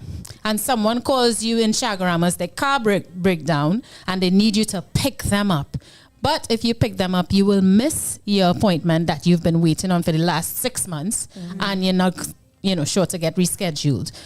Somebody who respects themselves really would say, okay, I want to, but I can't. Got to do this appointment, right? A people pleaser will try their best to pick that person up, miss or be late for their appointment, and it often results in them not feeling too great about themselves. So imagine having that type of a person, extreme type of a person as your man, right? So we want to hear from you all in the chat room as well, right? But we want to hear from Matix. Matix, you are our sounding board today, as well as the representative for the men out there. Wow, that's a lot. I tell you, I'm doing enough already. Listen, you just representing yourself. Funny enough, when Krista presented me with the topic, I thought it was a very interesting one because I don't think it's ever really been dealt with or talked about in that sort of frame. On this sort of platform. Hard hitting topics. What I wanted to know, which you now define it, is the part before that. Women feel safe or comfortable or what? Safe. Using the word safe meaning safe in a relationship. Yes. Or Safe as in prioritized. Safe. And emotionally safe as well. Yes. I would say no. I don't think it's a very black and white thing. There could be a gray area. There could be certain men, and I have suffered from that, who will go out on a limb for their close friends and people that they consider. But I had to sort of rein it back in and realize, listen, I need to focus on myself and my family, and I cannot be there for everybody in that capacity. And it's a constant struggle because you know, you have so many people have done stuff for you as Yes. well, and you want to reciprocate. Yeah. But you know, you have to sort of draw a line. Mm-hmm. And no is a full sentence. Yes. Yes, What's he yes. saying? Yes. No, it's a No full is a full sentence. sentence. Correct, right. It You know what I literally has a full stop. right, and it's just a matter of really trying to draw that line. But I have witnessed fellas who are like that, and put in a lot of things, especially me having a family and a wife now, children and a wife. You really have to put those things on pause and know what is important to you. But so I think if that's the ladies, if there's a man and you get into a relationship with a man and you start to see that is the trend, it ain't gonna lead to good things. I don't think It will be the downfall. Unless the man is willing to accept that, yes, I am, you know, I'm doing this, and we could work on it. But ladies, that I understand too, at the same time, I have people in my life who've been in my life for a very long time, and I don't owe them, but I mean, I do owe them. You know what I mean? When you really break it down, they've done things that no other people, nobody else in your life have done. But not everybody. And I think a woman should be able to decipher who is who. You know what I mean? And say, well, all right, these people, I know these people have been a constant in your life, and these people have helped in many different aspects, and I can understand when you need to be there for them, but not everybody. And I feel like all the time. I feel like a big gauge is too. Also, when someone asks something of you, you know if you instinctively and intrinsically need to do it or need to help. You can gauge to what degree this person needs your assistance. You know what I mean? Whether or not they're gonna get it done without you, or if they can, or if they really truly need your help, as opposed to just being like, I have to say it, like a walkover for everyone. Okay, I'm in a jam, let me call Matix. I can't do this, let me call Matix. Or you know what I mean? And you feel drained by it. You know, it's a clear indicator because your natural vibes don't lie. It's instinct, you know. And 100%. If you feel like someone is asking you and you're like, bro, I'm sure if you thought about it harder, you can figure it out yourself. Like, why do I have to inconvenience myself? That's a clear indicator that, okay, I might want to use that no sentence right about now. You know what I mean? Also, like outside of the weight of the situation, I think gauging for yourself how much of a compromise is it to my schedule or what I have going on, or for what I have going on in my family. And then I think when I think of a people pleasing partner, I have no problem with a partner that's giving. I have no problem with a partner that shows up for other people. What I have a problem with is not a partner who can't draw the boundary line, and a partner who's willing to prioritize, because it's something you mentioned in the people-pleasing definition, when you prioritize other people's needs above your own and above those that you hold in high esteem, that being your wife, your husband, your children, your parents. Like, those are people to me that I understand if you drop everything for, essentially, right? Like, if my kid was to be, I don't have children, by the way, but if my kid was to be like, Mom, this emergency happened at school, I need you to come and pick me up, we have to evacuate school now, I am going. It doesn't matter what else is happening, but in that situation, I'm not people pleasing. I'm sorting out a priority that needs to get done. But if someone said, girl, the salon closed earlier than I expected and I reached late, you can pass me now, it's going to rain just now. That's not necessarily a priority. And that's more I'm doing you a favor. But if I have the clarity in my schedule to allow it, I will support. I don't mind assisting you. But if it's something that I have something else going on, the answer has to be no. You have to draw a boundary line. I don't mind people who are giving. I don't mind people who are helpful.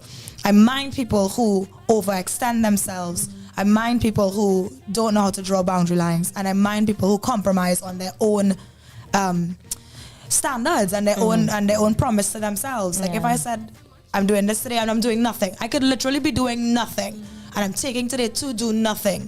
And if someone calls me and says I need you to do this, I have to gauge now, based on what Crystal is saying, how important is that thing, because I took today to take care of myself.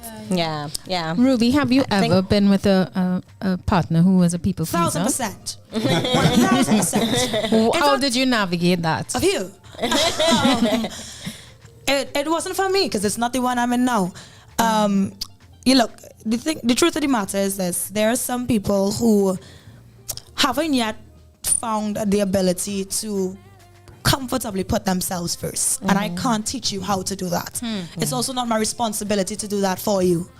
There comes a point when you in yourself and in how much you know yourself, love yourself, respect yourself, find peace with the word no. And it's you don't have to feel guilty for saying no.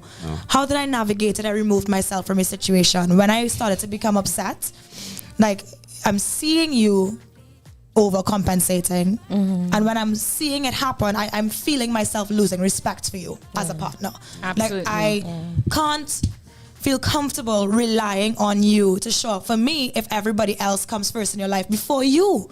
Like if you're not even putting yourself first, where do I stand? And by extension, if they're putting everyone before themselves, they ultimately putting them before you too. 100%. You know what I mean? Because now you are like an extension of them. Yeah. This is how the person thinks. Like, okay, you're with someone, your boyfriend is now an extension of you, and he views you as an extension of him. So he's now expecting you to facilitate others the way he facilitates others. 100%. And so Can't you do that. end up being put on the back burner as well. And then that builds resentment within me So for much him resentment. and for everybody else. Like, to the point where I used to become exasperated, like, oh, they call it again. Like, what do they now? Like, and then I started to feel like, you know what? If this is just who you are, it's not for me. I don't want it. Because I want, when we're sharing time, that's our time. And maybe it's selfish, and maybe it's me not necessarily respecting that this is just who you are, but I can also respect that this is just not who I am, and this is not what I want for me. I want somebody who prioritizes me anyway I prioritize them. So people pleasing boyfriends are ex-boyfriends for a reason. I don't think that you're being selfish, at least based on what I know of you. I don't know you, but based on what I know from Ruby, I think that there is a thin line between actually navigating someone who's generous, as I call it, generous, but then the person also is able to understand, okay, well, this is a relationship that I actually want, and therefore I'm going to let that person know that I'm investing in this. So you have to be questioning your worth or your value there. If the moment that you start to question that, something is wrong off with that. So it depends on again, motive again. But sorry. Well, I was going to say that I actually could relate to this topic very well. Yeah, plenty. The reason being is because even in my faith as well, because my faith requires me to sacrifice my life, right? And that is beautiful, because when I first came to faith, I was literally just so excited and just like doing everything for everyone, because I just like had this a lot of love poured in, and I wanted to do that. And then I had to mature to realize that no, because it was damaging to my internal situations as well. And I think for instance, there are people who are accustomed with you doing all these different things that when you don't do it anymore, they treat you totally off. And I'm like, because they've become reliant on you. You know, and then I had to learn that that's good, that's okay, because at the end of the day, you can't be everything to everybody. That's his job. That's not my job. That does not mean that I don't help people, but you have to know what is priority and put that in its proper place. You can't be generous, but you are human as well. And we have to navigate that. So I can understand with you when it comes to your business and your family and all of that, putting first things first. That's all you have to do, put first things first. And some people just not going to understand. I mean, going back to what I was talking about when we were just talking about what I'm at right now, is like, all right, time for me to focus on me a little bit right now, otherwise you will burn out. And that's something that, you have to learn as you go along. And I have seen people actually break down mentally from trying to be everything to everyone. Yes. And then you lose yourself. You lose yourself. Where do you your question, do you even know yourself in the first place? If your whole life and everything you do, from whether you get it from your parents or wherever you develop it from, that you go around helping everybody and you're everything to everybody or whatever, you're that one friend, that one reliable friend they know they could call. This Crystal brought up something with regards to it, is like, I hope that you tell the person no or something, but there's a way around it now. It's like you can help the person without having to necessarily put yourself out of the way. And I think it's something that you learn as you go through this, right? And maybe you can lend them, all right, go and check out this and go do it too. Or call so and bam, bam, bam, bam, bam. I ain't really had to get off my ass. But you kind of gain them You know, you're teaching them the fish, how to fish too at the same time. Yeah, that's a good point. Teach them how to fish. As someone who struggles to say no to people, but learning and have learned to some degree, when I do say no, it's like Matix just said, when I do say no, I find myself feeling horrible. Yes. And then trying to brainstorm ways that I can help them without me getting involved. But I'm still getting involved because now I'm wasting my energy to still get them, get their problem solved. You know what I mean? It's like a culture. Yeah, I'm sorry about that. I was thinking about motive. I think it's important to check your motive. Yes. If my motive is that, you know, I'm not wishing you bad or not wanting to help you or whatever, then I could do what I can to the best of my ability. But you have to be able to separate it too, because if you are taking responsibility for something that is really not on you and you really have tried your utmost best or whatever and nothing could be done, then you have to separate it too and allow yourself that space to go forward, because 100%. you have to know the motive. 100%. Yeah. Where do you 'Cause guys I think that's a sorry. No, go ahead, babe. Because I think that would be the thin line between somebody who's giving or kind to a people pleaser, right? Because somebody could be a people pleaser or not even, they just wait in themselves quickly and say, you know what, I choose to help. Yes, You know, I choose to give. Like I know if I was in this position, how I would want somebody to be for me. And so in spite of it looking like people pleasing or whatever, I'm going to show up for this person because that's what I would want to happen to me. But I think the people pleasing aspect of it goes beyond that. That is great because it means that you have the energy and the willingness to assist. But I think the people pleasing steps in when it depletes you, when it becomes inconvenient and you still feel pushed to do it. Again, my friend Earl, who owns Deckies, we were talking about that today because he's like, what's the topic for today? And he mentioned a friend of his that even to this day, grown man, someone would ask him to do something, it would be a gross inconvenience, and he would say, nah, I can't do it. But then 5 minutes later, he jump in his car and, you know, because that nagging. Yes. For no reason. So my question to you all now, especially Matix, is where do you think that comes from? This people-pleasing way that men have. Where do you think it comes from as a man? Good question, boy. I guess you don't want people to the anxiety or the anxiousness of you don't want people thinking that he don't help nobody, he only about himself. And that guilt that might come with it, you know what I mean? And maybe you've felt it before, maybe somebody has done something for you and you won't be able to reciprocate, you know what I mean? Men really help out each other in this realm. So yeah, I think it might come from that, and just the public. You don't want people to perceive you as that. You know what I mean? So even if it's a new acquaintance, so it might be a new acquaintance, and I want to let this person know that I am this type of person. But you could also tell them, no, boy, dog, boy. You know what I mean? It's fine. What if you try, maybe? Right, exactly. And you shouldn't feel guilty about that because help can come in many different forms. Right? I have a question for you all. Do you think that men in particular being people pleasers can stem from being selfish? Because if you think about it, it can come from a place of want, like Matix said, you want to be viewed. Instead, I will add to what Matix said because he didn't quite say this, but he's concerned about, you know, how someone may view you. But I was wondering in terms of it coming across as the person being selfish, the people pleaser being selfish because they want to be viewed as the savior. I wouldn't say from a man's perspective. But I could see a little maybe self-centered or self-gazing in that you want to control how you are viewed. You want to control the narrative about you. You want to, you know, that kind of way. I could see that maybe sometimes it can come from that place. Well, let me throw you for a loop here now. What about if it stems from the position or the traditional role of a man? That's what I was thinking. Being that one to provide and to help and to think. And it spills over into everyone else. That's what I was thinking mostly. And so I'm saying maybe the pressure from women to be that. But in society, because I think generally what you're taught or indoctrinated as a man to be and look like and our culture on a whole from a very early age puts that pressure on young boys, and I would not necessarily just say from women. I think family dynamics in the Caribbean, the narrative is around the man being the provider. The narrative is around the man being able to show up for this, call daddy. If you need this, call daddy. When daddy comes home, call daddy and he'll pick it up, you know. And dad is kind of associated with, well, daddy will get it done. If you need something done in your house, call dad. There's no real consideration for if daddy had other plans. That's true.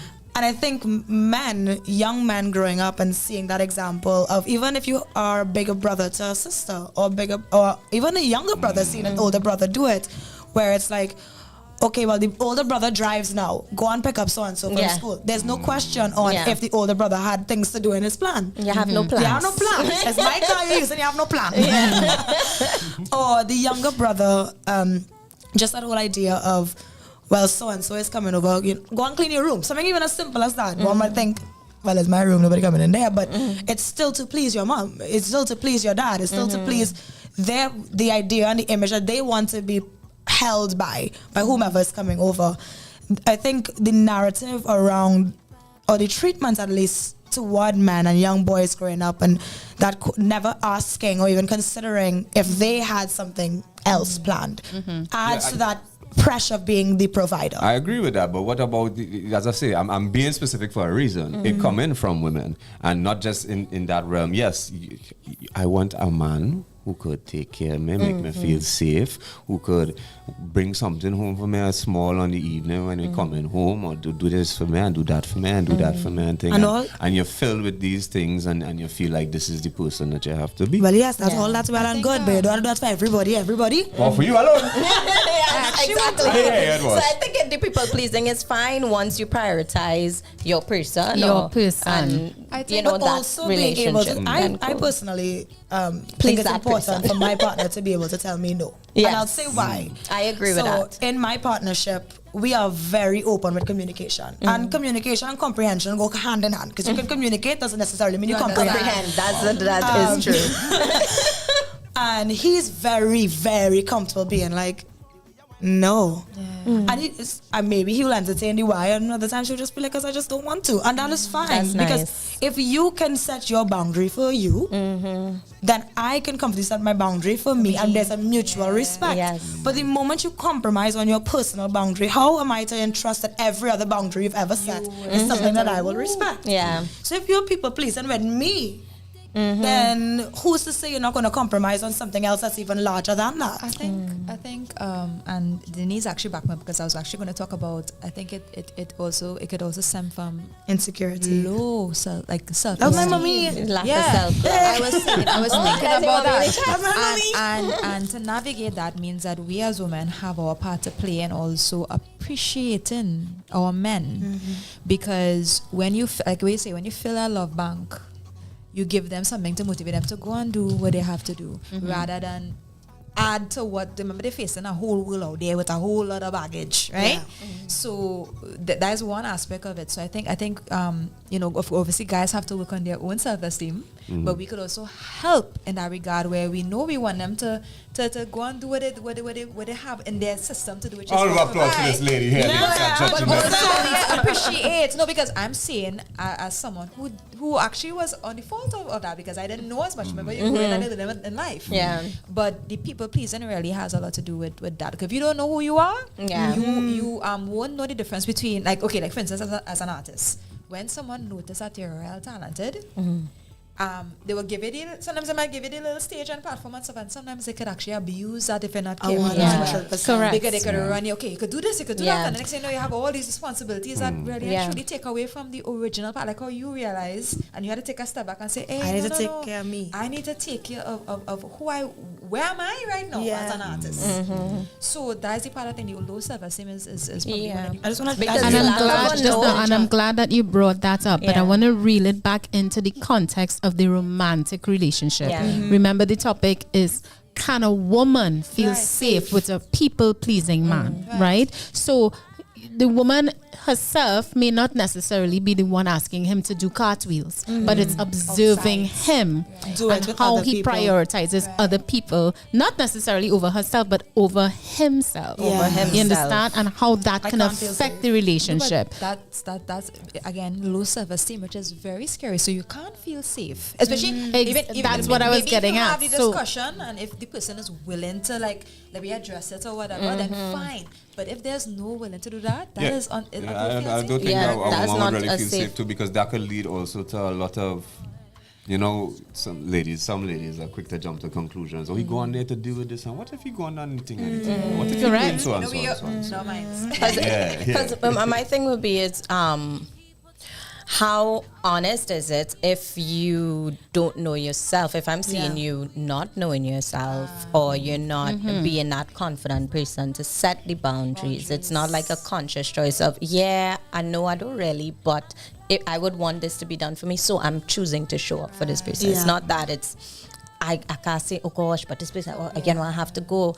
And you're not really setting a boundary to be respected, because if it is you first say no and then the person say, but oh god, ting, And you relent. long story, and you say, all right, I'll see you in 2 minutes. You know So what what I do mean? you guys think that does to the woman? Because speaking from experience now, I was with someone that displayed those types of traits to the point where I gave him a nickname. I can't say, I mean, no, but basically, I guess it's okay. But I would be like, so what? Use Captain Saver who now? You know what I mean? I was something else in my day. Tech team, right? But yes, and it didn't come from anything. I wasn't threatened per se by any particular thing, but it was watching how eager, not just willing. Willing is okay, but an eagerness to always help, it's different. It means there's something That's up there. scary, yeah. If there's something wrong, I don't know. where does this come from? Why do you always need to jump every time somebody needs some help? You need to see like a I don't know, for me, I don't want to say it as a weakness, but it kind of makes you see the person as kind of weak. And it also puts the woman back in her masculine energy, because now it's like you said, it makes me not really the respect. facts are we do want to be protected, we do want to be taken care of and soft. We want to be in our soft girl era. But if you are not giving us that energy, but instead is spreading it thin across everybody else and leaving me for last, then I'm gonna act up. Any woman would and get back into her masculine energy, because now she realized she has to take care of shit. You know what I mean? And that's a big issue. Sorry about that, Sam. That's okay. Yeah, no, I was going to say, like, when you have to be the stronger person because you've seen this person, it kind of is like, I'm not that attracted anymore. Or like, it's okay, such a if turn I'm off. seeing you as weak, like you're not standing up, you can't tell me no. Like, sometimes we don't like to hear no as your partner. No, but still a little respect no it. does be like, oh, all right then, forever. Even when it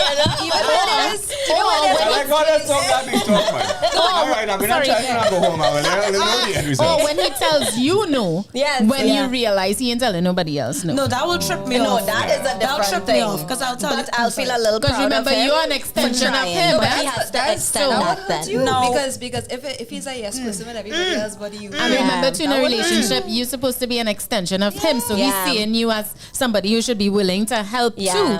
So you getting put on the back burner. I'll take care of you later. So you know what I'm. This has happened more than once, whereby a partner was showing up for everybody, and then when I pointed out, look, I really feel like you need to watch this and watch this and watch this because you're going to be taken advantage of, etc. And I started to really just get the ick. The ick was strong, and I felt the resentment brewing, and I had to find different ways to say this is an ick without saying you're icking me out. Yes. And the only person he started saying no to was me. And now I'm okay with a no, but be consistent with everybody. Exactly. It You has see, to if extend I out. as your girl, and I with you, and I out here making my sacrifices for you when I feel like I could, and then being comfortable saying no when I feel to, and you want to, at 9 o'clock, 11 o'clock in the night, you staying up for hours for this girl to rant about her ex and this and that, and I just lying down watching Transformers by myself. Speaking of that, that's a good point. That is a no. Optimus Prime by yourself. That is, you know, she going through it. I don't care. She has her girlfriends for that. Yes. She has her mum for that. It is 9 o'clock at night. You and I are having movie nights. Yes. Okay? Time to tell that girl bye. I'm in a different place because Telling I me no have to been Transformers. one of them. Right? And I literally, by the grace of God, grew out of that. And I'm growing out of that. I literally had to kind of take a step back and be like, wait, no. This is going to destroy all the good stuff that I have going on. Yes. So I had to see it for myself. Yeah. And I needed grace to do that. So Yeah. if that was it, if you talk to the person and you're seeing that it's a problem, but they're actually willing to try or we could work it out, then Yes. fine. Yeah. Because people need room to evolve. And Yes. we are not the same people I who were a agree. couple Because I years say ago. it's not such There's a room black for and growth. white. Yeah, There's a lot of gray but area. if you see that person going on the road where it's like everybody getting yes, and you know at some point you're going to get hurt by it because you will get yes in other places. Yes. Not that they complain, but it happens, right? Yeah. Speaking of sorry to cut you, but speaking of that, there was something I saw online that really solidified this topic for me. Just recently, I'm sure it would have shown up in one of you guys' feeds. This couple on TikTok is getting married, right? And the bride-to-be came on TikTok and presented her case to people, basically saying that the husband-to-be has this best friend, female best friend. And, he brought her around the family. The fiance knows her, everybody living good. But she often talks about how the husband is really her soulmate. On account of how long they've known each other. They've been friends since school days, blah, blah, blah, blah, blah, blah. Maybe making light of it, but saying it nonetheless. And what it did is it creeped out the wife, and then the wife found out that the best friend had been saying some heinous things about her. So she then calls the husband to be and tells him, listen, I'm not comfortable with such and such being a bridesmaid in my bridal party anymore. She's your friend, right? She doesn't have to be in my bridal party. And she's been saying A, B, C, and D. I want to uninvite her. I think she's going to ruin our day. Not only do I want her out of my bridal party, but I don't want her at the wedding. She's, and gets closer to the wedding to the best friend was maybe it's hitting home that the guy she's probably in love with is getting married to this other woman. She's starting to act up. Guess what the husband to be told her? No. He said, you know I don't want to get in the middle of it. I feel like in the middle, that's my best friend. You're my wife. You all need to work it out. She said, no, I've made my mind up. I don't want her at the wedding. I know she's going to ruin the day for us. He says, well, if she can't come, there's going to be no wedding. Okay, well then there's no wedding. It exposes the Bye, priorities. Felicia. What did you say? Right? So for me, that is like, not only is there people pleasing it, but that is not your man. That is the best friend man. That's right. You know what I mean? And it's Ouch. extreme stuff like that when, you're supposed to be the most or one of the most important people to this person. They should really know how to prioritize you. Yeah.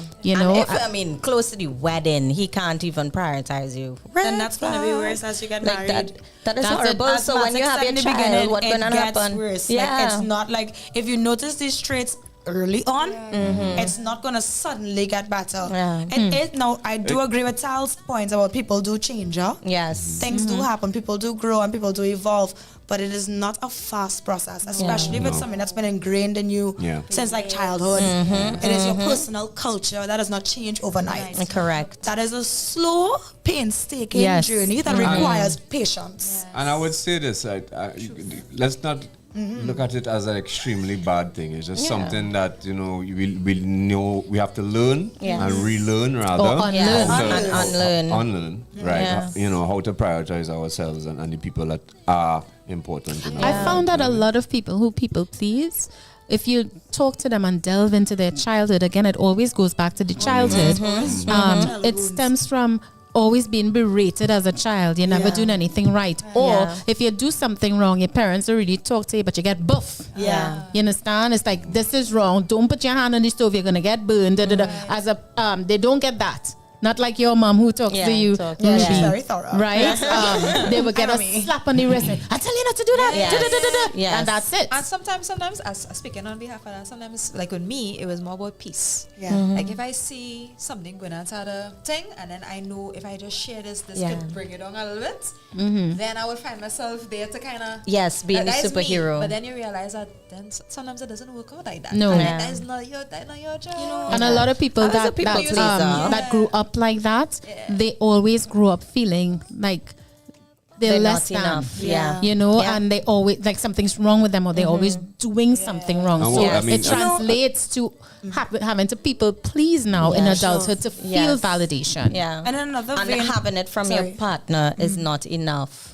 So it's always like from everybody else. From the No, I'm just saying that again. What about, you know, I know there's instances with people in large families. There always tends to be like one person who is the person who just kind of falls into that role naturally, you know, and kind of never really get out of it beyond, even as an adult. I've seen it happen a lot of And the times. firstborns. Firstborn curse. Rubes, you want to add to that? I was just going to add Sometimes to it what Matex lasts. was saying. Sometimes, you know. And what I've experienced, it's actually not necessarily growing up in an more aggressive household or somebody who's just quick with the hand and slow with the mouth, but more so actually families where there's a feeling of neglect, that feeling of being invisible, that feeling of being ignored or forgotten. More often than not, I feel like the patterns I've seen with those who struggle with people pleasing stem from children who may have felt like they were emotionally neglected, or quite literally physically neglected, or not heard, or if they grew up in big families, they're always spoken over. If they are an only child, they have working parents, their parents almost never home. They normally turn out to be the kids who want to show up for everybody because they know what it feels like to be alone. What saddens them, and what I've observed in those partnerships, is when tables are turned, who's there for you? Yeah, exactly. That is And it. that's when it becomes heartbreaking for me to watch a people pleaser, because normally they are overextending, experiencing burnout after burnout after burnout, no idea how to shut it down, to the point where they have a breakdown and they don't know who they are, and they are drained and they're in tears and they don't know where their life is going, and then they turn around and there's nobody there for them. And it's always a why me? Why is this happening to me? It can't grasp, stuck in a you know. victim mentality. You're stuck in a victim mentality with And it. that's when I there's start to really lose the because you know, when it, even in the family context, it's always that if something is broken, if something needs fixing, they're always the person right there fixing, doing. And then you know, if you're with them and you're seeing that even the family doesn't acknowledge, but also would find fault in, so you see kind of this is where this is coming from, you know, kind of thing. And again both. And when it turn around, if I don't even have the grace or the room to do something bad or to make a mistake or to not be there, because if they're not, the consequences is so much worse for them, because they have always been there. And that when they actually do try to set the boundary, it's like, oh yeah, well, I thought you was joking though. You know, that it's just not respected, and they're not respected in any spaces. It's almost like you could see it on them, like just don't respect or total them. rejection, because now totally. you change now on me. Yeah.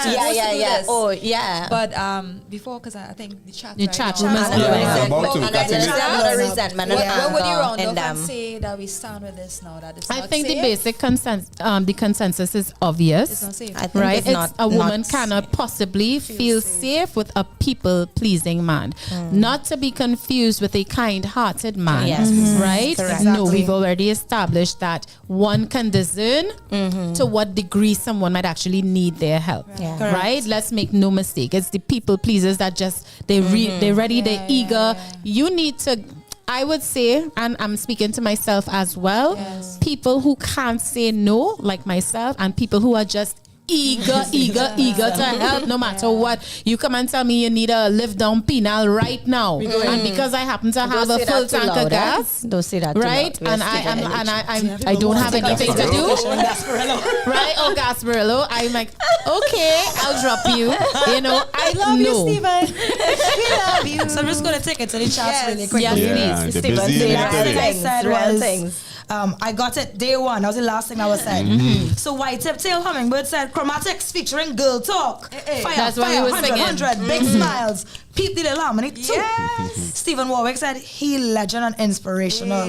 Stephen Warwick said, yes, he is. that is the goal. Chromatics accomplish much dreams. Yes. Save my sisters. Take out of prison. Get married. Have a fam.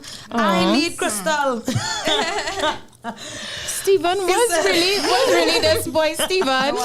No once. I don't use people. I work hard and get things done. Teach 50-50, to be honest. Patience is a virtue. Right. White Tip Tail Hummingbird said, is a no from me.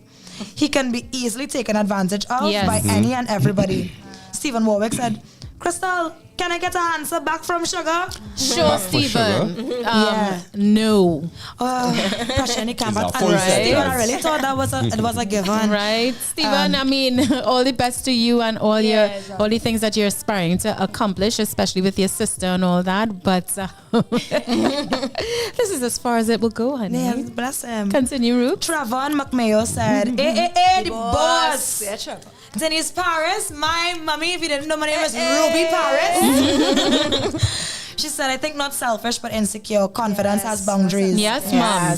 Trevon said, I agree with Talia. Go, girl. I am Naldinho said, some show no respect to the reality of what a person's life may be. You may get support from someone before, but if a person has added responsibilities, as example, a family, this should be respected. Indeed. Facts. Ayodel Coffee said, I don't think a woman wouldn't feel safe. I think she will lose respect for him. That too. Absolutely. Stephen Warwick said, well, as I said years ago, girl, me no papi show. It's not right to mess with someone's emo or mind communication is important. Yes, Stephen. You're right. Correct. Stephen said, Ruby, you talking facts. Hey, thanks, Stephen. He said, the person you know, the person you with now must make a difference, must be the healer, and the person must make you forget the past. He said, well, Crystal, the husband must understand protocols. If they can't understand English, well, I don't know what to tell them. It's a serious thing. Boundaries must be respected. Out this thing like Nina said, That's why she has She's doing such a good job. she said, no, a woman cannot feel completely safe. When that person gets overwhelmed or feels shame, they will take it out on that person. That's another point. The need is to be liked, constantly seeking approval. Yes, Nina. Listen, Nail on head. We are so thankful for all the responses. Continue to like and share. Yes. Because honestly, look, we get schooled here by them too. Yeah. Correct. We appreciate keep bringing it in, you know. Yes. I really like I having think these this is a topics and nice place convos. to end this topic. This was juicy. Like Tal said, we do appreciate all your inputs. We love when you guys get into it. Matix, some really good points as well. Thank you. I'm more of a listener. Yeah, but we realize that. We realize that. But it was that type of topic. You know? Yes. Yeah. Right. Before I wrap, though, I do want to just mention a couple of things to consider if you find yourself with a people-pleasing man. Ladies, I mean, this is about the men, that kind of thing. Men, you're supposed to be there for your women, prioritize your ladies, that kind of thing. So just consider this. If you find yourself bending over backwards for people when you don't really have to, you lose your sense of authenticity. This is huge, all right? Because you lose a sense of yourself when you're always giving. What if you turn around and you need said people and they're not there for you? How would you feel? And then your partner is there for you. Exactly. That's right. Resentment builds up. Adding to what Talia said, all right? Because you busy pouring into others, and your partner know how to pour into you. Who's pouring into her, sir? All right? It's going to build resentment, all right? Like Ruby said earlier, establish your boundaries, please. Establish, but know when to say no. That will help you to now not lead to burnout. Yes. All right? Please. And we need you guys. Yes. So the burnout. Right? It also makes your woman lose respect for you. And that's one of the worst things that could happen in a relationship. You could do a lot to a woman, but you see when she loses respect, that is the end of the relationship. You're going and get on, and that is it. She might want to, but it just... It just she might bring in the outside man. Just say, yes, Right? Just two more. It attracts manipulative people, right? Exactly. You keep helping that person's gonna become used to you being their doormat. The minute you stop being the doormat, watch that relationship end. Yeah. It means you really wasn't fostering real relationships in the Yes. first place. Facts. So know where you're Dependency for. syndrome. Absolutely. And if you find yourself being that people pleaser, check yourself, because you might be afraid of rejection. Try to do that inner work of exploring why you might be afraid of people seeing you in a certain light, 100%. and get the necessary help. If you can't afford a therapist, go see a counselor, talk to your pastor, whatever the case may Talk be. to your partner. But talk to your partner. Conversation. Somebody who's not afraid to tell you the truth. And make sure somebody who's actually constructive. Absolutely. Yes, people too. Check inward to find out why you're so afraid of rejection like that. All right, and that's it. Just a few things to consider if you are a people pleaser. All right, we ending it there. Yeah, we ending it there. That was a good one. Before you end, get two more. Hey, Ruby. We get near All year, I get more chats. Nina said, facts, Ruby. 100. I am Naldini said, you know how much men get set up to be pleasers by our KFC. Bro, right? Mommy said, agree, Nina, approval or acceptance. Absolutely. All right, guys, that's all the time we have for today's topic of the day. We're starting to run behind, so we know it's toes down the road. All right, keep it locked right here to Island Girls Talk. We're going away for just 30 seconds. Don't go anywhere. Sam, tell them. Stay right there. Where you going? Don't even Where breathe. you Don't even breathe too hard. Don't go nowhere. Where are we really going? Come on, sexy. You want to stay here too. Right? Keep it locked right here to Island Girl Talk. We'll be right back. Yes.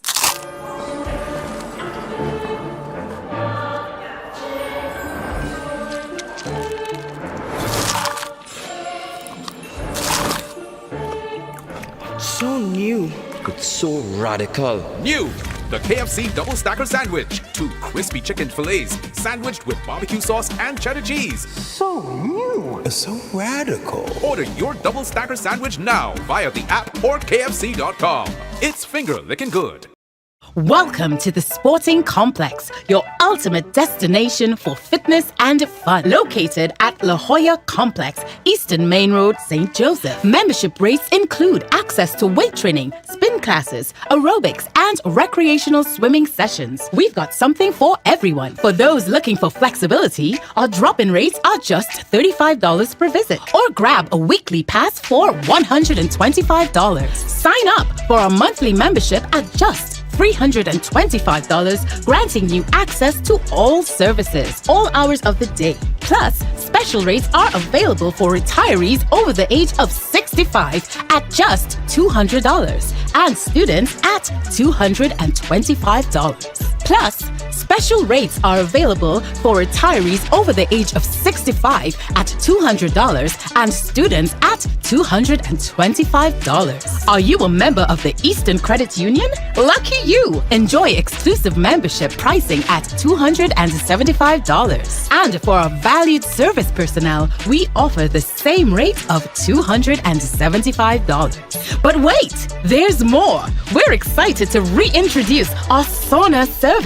Indulge in 45 minutes of relaxation for just $40 for gym members or for guests. Join us at the Sporting Complex for a healthier, happier you. Visit us today to sign up or learn more. Your dog needs a change, right? Introducing the new Purina Dog Chow mouth-watering recipes, and make their day with nutritious flavors that will be music to their ears. Hello, variety. Give them exciting mealtime experiences with Purina Dog Chow.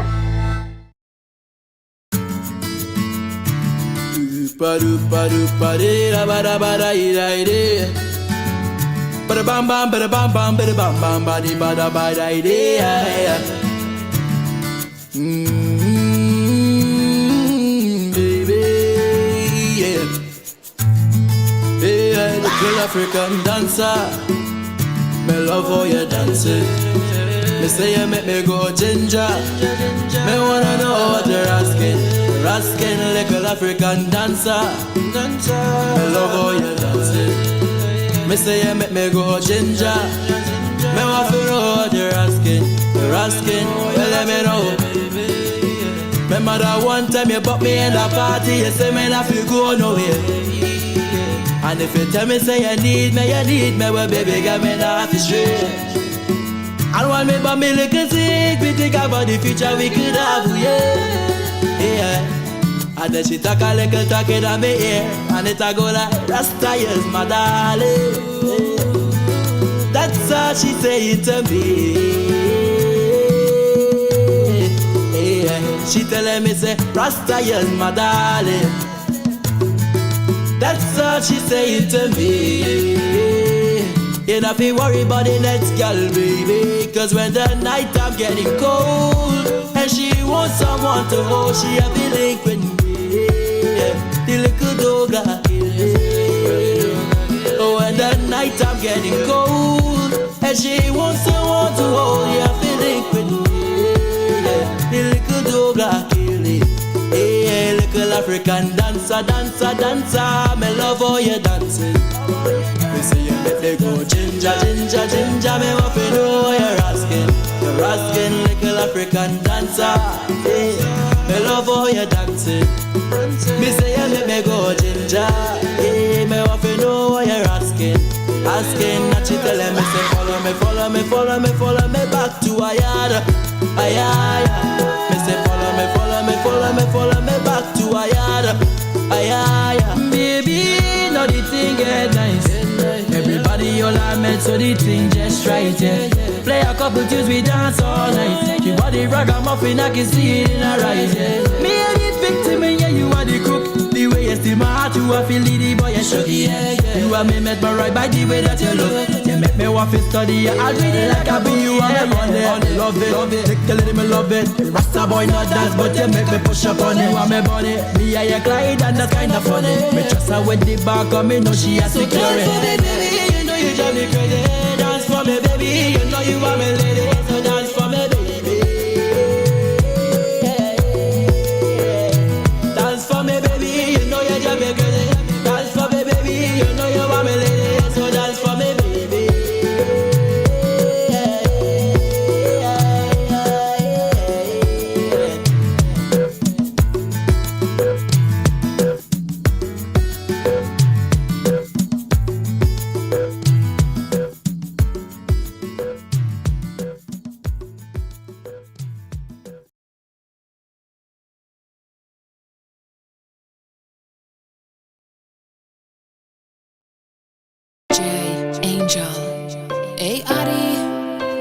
We bury them deep from them have no loyalty. But your friends will you keep, but your people you trust.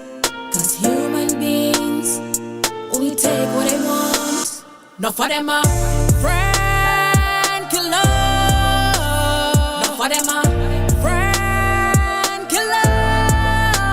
Some just cut them off, cut them off. Block them out, block them out. Yeah, man, lock them off, cut them off, Trey. I thank you, Jaja, for opening my eyes to see some humans I had around me. Now for them, they only had bad intentions. While I want them to win, now for them, when they sing at the fade, they're hypocrites, but not pretend.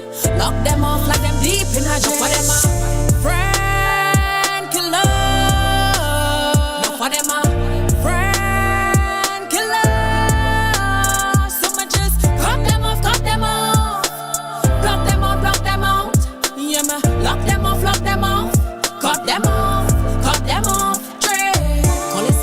brethren, still you wouldn't play, but tune in a dance. Say you wait until it well hot, must bust, then you're gonna give the artist a chance. Fire burn them type of boys, me no need them help in a life. And they come give me a beat and a mic, a Draco, link up the show, let me go live. But your friends will you keep, but your people you trust. Cause human beings, a Trinidad, they only take what they want. For them a friend killer.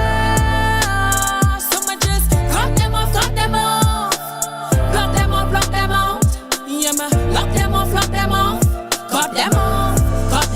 straight. Me no need no friends, me no need none of them. I say me no need no friends, me no need none of them. Where Jack can't take me, man can't.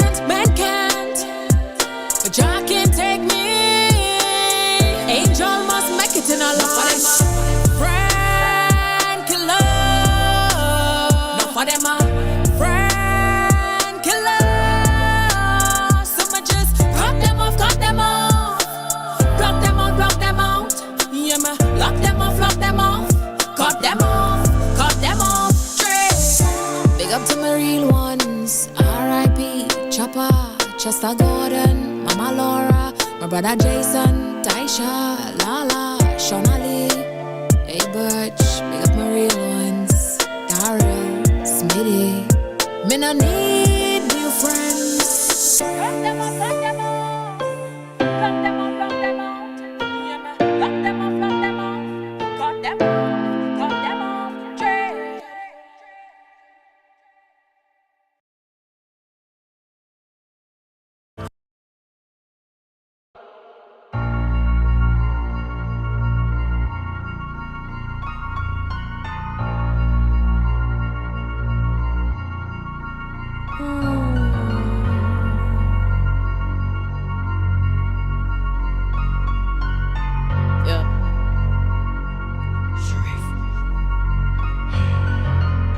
Switch up the flow, you see me rolling. We are back, guys. We're back with more show for you guys. It's your Island Girls. I'm Crystal Kane. I'm Smara Lalu. I'm Ruby Paris. I'm Talia Alexander. And for guys' perspective, at the end of the month, we have Chromatics in the house. All right, so guys, you know, if you're just joining us, right? We talked about the topic of the day, right? Can a woman truly feel safe with a people-pleasing man, right? And before that, we got in touch with Chromatics, you know, caught up with what he's up to. Make sure to get Kobo Sweat. Chromaticmusic.com. Yes, that's right. And there was another platform. Nah, just Chromaticsmusic.com, right? Only place to get his music. Plus, you have this thing where you pay $60 to get a card. If you don't want to purchase online. Correct. If you can't purchase online. I prefer you would purchase online. But if you can't, then we have a solution for that. But guys, you know what time it is? It's time to put Chromatics in the hot box. It's time for only place I like to be. One more time, Ruth. It's time for Sip and Spill. Cheers! Salud! Where we sip and we spill. And Ruby was doing the things, mixing with drinks, you know. Of course, Sip and Spill is brought to you by Absolute Vodka Watermelon. I never drink this one before. It's very tasty. It's very tasty. Ruby, you sit right there, honey. We will pass everything down to you. Thank you. Right? I know, we mix it with drinks, you know. Ruby. No, I don't. Ruby to mixologist boy. That's alright, you go top it up with some Absolute Vodka Watermelon. Yes, I feel like you could use a touch of that too. Yes. Yeah, mix me slight, man. One there. You want more? First time. Matix, feel free to grab the vodka, you know, do your thing. Yeah, you want it strong. Give yourself a little splash of dash. Right? The vodka was my thing for a bit in life. And actually, funny enough, I prefer Absolute over like real talk. I prefer Absolute over. Oh, Ruby, you mix this strong. I have, you don't worry. Yes. Oh my. I see Matix stopping up with vodka, and I'm like, he really ready to sit down in the hot box. And I was told that vodka lowers the sugar, the sugar level. So if you have diabetes and things, you know, you can eat your little sweet stuff, you know, but top it off with some vodka. Yes, my grandmother told me that. So basically, soak the watermelon in your vodka Absolute watermelon, Absolute Vodka Watermelon, and you will have the perfect balance of fruit and vodka. Yes. Nice. Listen, my grandmother-in-law sprinkles vodka on everything. On cake, on ice cream, anything sweet. Pour it over with some vodka. Our sugar levels low. I typically don't like alcohols flavored with any like flavored alcohols, but this is nice, right? It's our vibe. It's pretty nice. You can't see it, but if you look at Tally's glass, you see how it.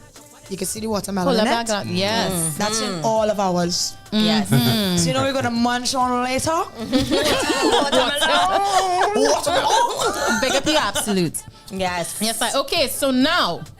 Right, we commence our Sip and Spill segment. Roops, do us the honors now, girl. So, my first question is directed to you, Matix, and then everybody else can answer. What is the most embarrassing thing that ever happened to you while performing, bro?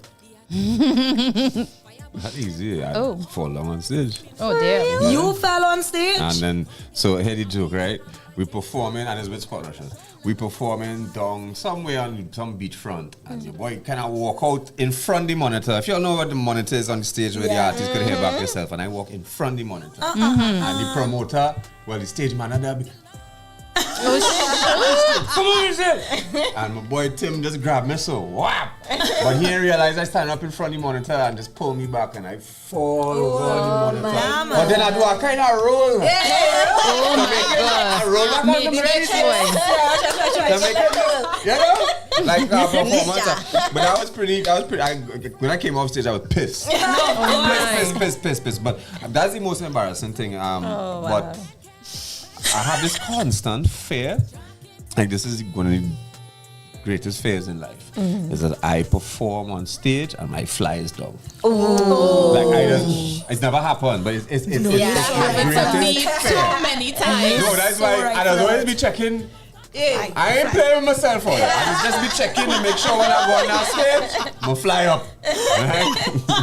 So now, why does one moving like Michael Jackson here? He checking to make sure. Wow. Who's next? No, we are all artists on this panel, so I'm sure we all have some type of story on stage. Sounds like you want to go, girl.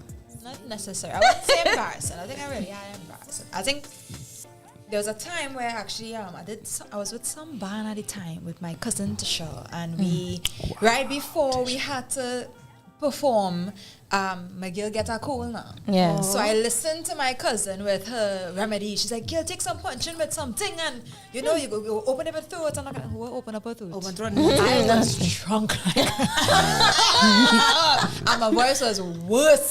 Oh my goodness. So your girl not taking advice. So I love your cuz, but your advice sucked that day. Sucked. I've been there. My second most embarrassing was something like that. But go ahead. Okay, I will go. This one is very recent. Now, I will say it's...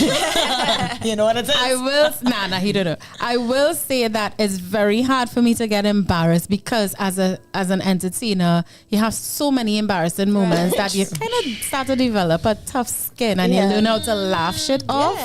You know, but bro, this one was my last performance in Thailand a couple months ago, and I was so sad about leaving. I didn't think I would miss the band as much as I did, and I started missing them before I left. And the last performance, when I realized it's coming down to the last couple songs, them tears just started flow, boy. I couldn't even make it through these songs, and I just crying on stage. And then they see them get a little teary-eyed too, and everybody now starting to go, what's wrong with her? What is wrong? And I'm like, just talk about it, and I feel like I'm still missing that band so much. It was one of the best bands I ever played for, and as a musician, as a singer, if you get a real good live band, that's like winning the lotto. You know what I mean? Listen, tears and snot on the people's stage. I could not control myself. It was so embarrassing. like blowing my nose, bro. It was so embarrassing. Yeah, that was my most recent one. Mine was a performance in the middle of a play. I just went blank. That's my biggest fear. I just went blank. I couldn't remember any of the lines, and thank goodness, one of my co-stars, she just blurt out my line and as hers, and was like, and then I catch my. I said, "Oh, thank God!" Yes, and I was like, biggest. you know what? Roxanne Calderon. Going back, a lot of mercy. Going back to Tally experience, I had that. I was performing in an event down south, and I hate when this happens. I reached down there early. I like to reach early. I reached down there about 10, 11, and me ain't go until 3 in the morning. So by that time, I pissed and my head gone. Because I was there, trying to kill time. I was pissed about something else as well. And that same thing happened to me. I was performing this song, and I had to start it over 3-4 times, and it just didn't happen. I just went to the next song, and it was the song at the time. I can't say what song it was that was popping for me at the time, and it was just blank. Matix, I'm going to share something.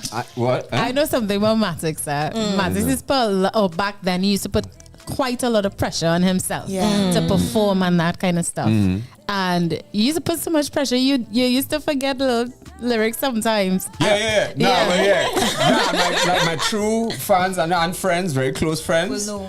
Because like sometimes I'll be performing, I'll laugh. Anytime you hear me laugh, just know. They'll be like, you forget all that. You forget all that. Talia has a suggestion for that.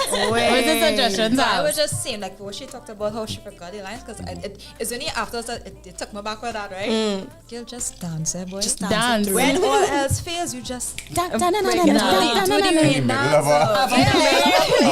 That have nothing to do with dancing. That's okay, man. At least it might make the audience It might be laugh. like a real serious scene. Yes, To be honest with you, that is bacchanal. such a deep fear of mine that I would. So I am obsessed with lines, and then I set free the line, and I'm like, okay, we'll just be whatever the character needs to be when we go on stage. But I would have a script backstage just in case, just because the fear of like losing the line, even while playing, is so I'm almost OCD about it. Yeah. Because I'm like, if I don't say this one line that's super important, the rest of the play can't happen. Exactly. Yeah. And I've been like frozen on a stage once or twice, especially in the earlies. I mean, I've been acting for 10 years plus. Yeah. But in the earlies, ain't all about her lines. Yeah. But my most embarrassing moment wasn't about lines. I was performing Bitter Cassava for Carrie Festa in Trinidad and Tobago. In front of the 2019 minister. one? Yeah. Nadia Gatsby was there. It was in collaboration with Women Against Domestic Violence. And my lady bitch decided that this was the time. Oh! And Which lady bit? Hold on. Monthlies. Oh. That this was the time. And I had limited supply on me.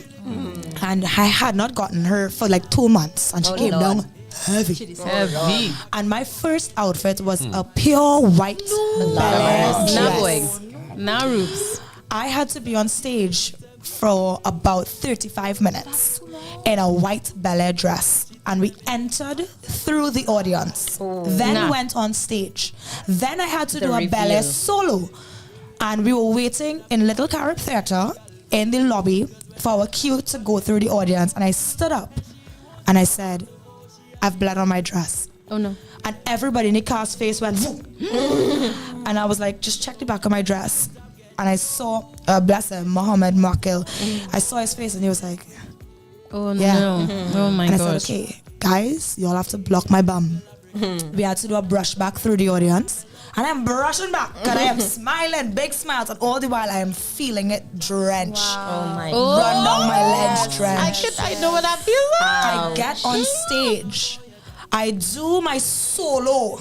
And I'm just trying to turn quickly so no one sees a dot on my buttocks. I then, after the dance, have to be seated for the rest of the scene. Nah, boy. And then get back up as a presentation to the audience. Wow. And I hovered over that seat. That was the strongest my legs have ever been. Because I squat over that seat for the next 20-something minutes to ensure that I did not stay in that dress. You are As we professional. came off stage, when I tell you, cramps down my legs, cramps up my back, I started vomiting and fainting. Nah, boy. And I went back on stage Yeah. in a different outfit. Went back on stage, and I was so ill that I was mortified because everybody in the audience was like, "What was that on your dress?" And I was like, "Pass the costume. It's pass the costume. It's pass the costume." But everybody in the cast knew, and I thought to myself, never will this happen to me again. Trooper. You're a trooper Never. girl. But yeah, Wow, it's the most wow. embarrassing thing that's ever happened to me. Amazing. The other one was for me in the middle of exams. I had now starting on my degree and stuff. And in the middle of exams, performance one. And I am in my monologue. And I'm ready in the action and I do busy work and I swing to the panel. And I went blank. I just stared out the window for like 2 minutes and then was just like loud. I said it just loud. And I was just like, I just thought, I was like, what a great way to start a monologue, though. I just made up words. in Shakespearean. I just spoke like Shakespeare and made up words that had nothing to do with nothing. Wow. Yeah, Okay. let's move on. Let me keep it moving, firing. No, let me keep it firing. Well, you realize Keep the it time, firing. right? Yeah. Okay, I think we have time for maybe 1 or 2 more if we keep it short. What would be the funniest superpower? The funniest? Superpower. What's funny about having a superpower? I don't know. What would be the funniest superpower to have? For us to have, for any one of us to have? I think telekinesis. Okay. Telekinesis, baby. The power to move things with your mind. The power to turn bread into doubles. The power to That would be nice. Doubles! The funniest superpower, like you could have gotten any superpower, but you got the power to make people fart on cue. Oh shoot! That would be funny. That would be funny, yeah. You could also humiliate anybody you want. You could have gotten anything. That's what you get. Super fart a lot. I don't know. I think the ability to actually make someone just with your mind be able to just blurt out their biggest insecurities. Like if you're on a date and then they're just like, I still wet my bed. Oh my god, I wear my mother's nightgown. I like to wear thongs even though I'm a man. Twisted ladies wrong here. My Superman jock is making me strong. Come on, it's funny. Yeah. No, That's nobody terrible. hears what the better. Like the ability to inflate your butt to bounce and leap. Like, Bro, wow. You've been watching too much South Park. South Park? Except it wasn't butt, it was scrotum. Oh my gosh. Okay. Last one. And this is a very, very deep one. It's profound. I hope it'll make you cry, Rubes. Sorry. Last week. I'm all cried out. Every week. Last week. Okay, so it says, what would be the thing that you are most insecure about? And when and why did this feeling start? Let's try to be brief. What is the one thing you're most insecure about? And when and why did it start? Anybody wants to go first? On what about you, Matic? To the public. You can be the first. No, what if I figure it out before me? Go ahead. Okay, I will go first. All right. I'm very insecure about my tummy. Don't ask me why. Everybody, your stomach flat. But to me, ever since I was young, when I never even had a tummy, I would just see a tummy. Same. Yeah. You know what I mean? You know, like how anorexic people, no matter how skinny they are, they still feel the fat. Yeah. I, for some reason, just have issues with my tummy. You know that fupa? Yeah. You know? They all the shoots and stuff over here. Yeah. That fupa. Where did it stem from?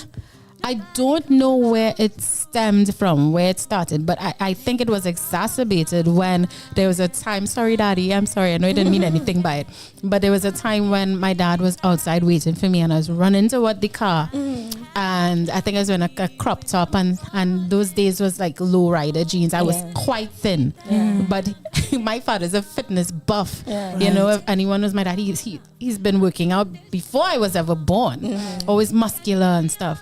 And he says, he just narrowed in on my tummy. And he's like, the only thing worse than being fat is being slim with a gutter. Oh, ouch. But he didn't say it. No, in my father's defense. Life lesson 7. The man is a fitness buff, right? He's very healthy, eats well, that kind of thing. And he never said it to like hurt me or anything. It was more like, Chrissy, you need to do something about that. It's very Caribbean. It's very Caribbean because our parents and elders, you're getting fat, boy, up to the other day. You're getting thick, you're getting too small, you're real skinny, boy. Keep each other in check. That same neighbor that I complained about on this very show saw me about 3 days ago.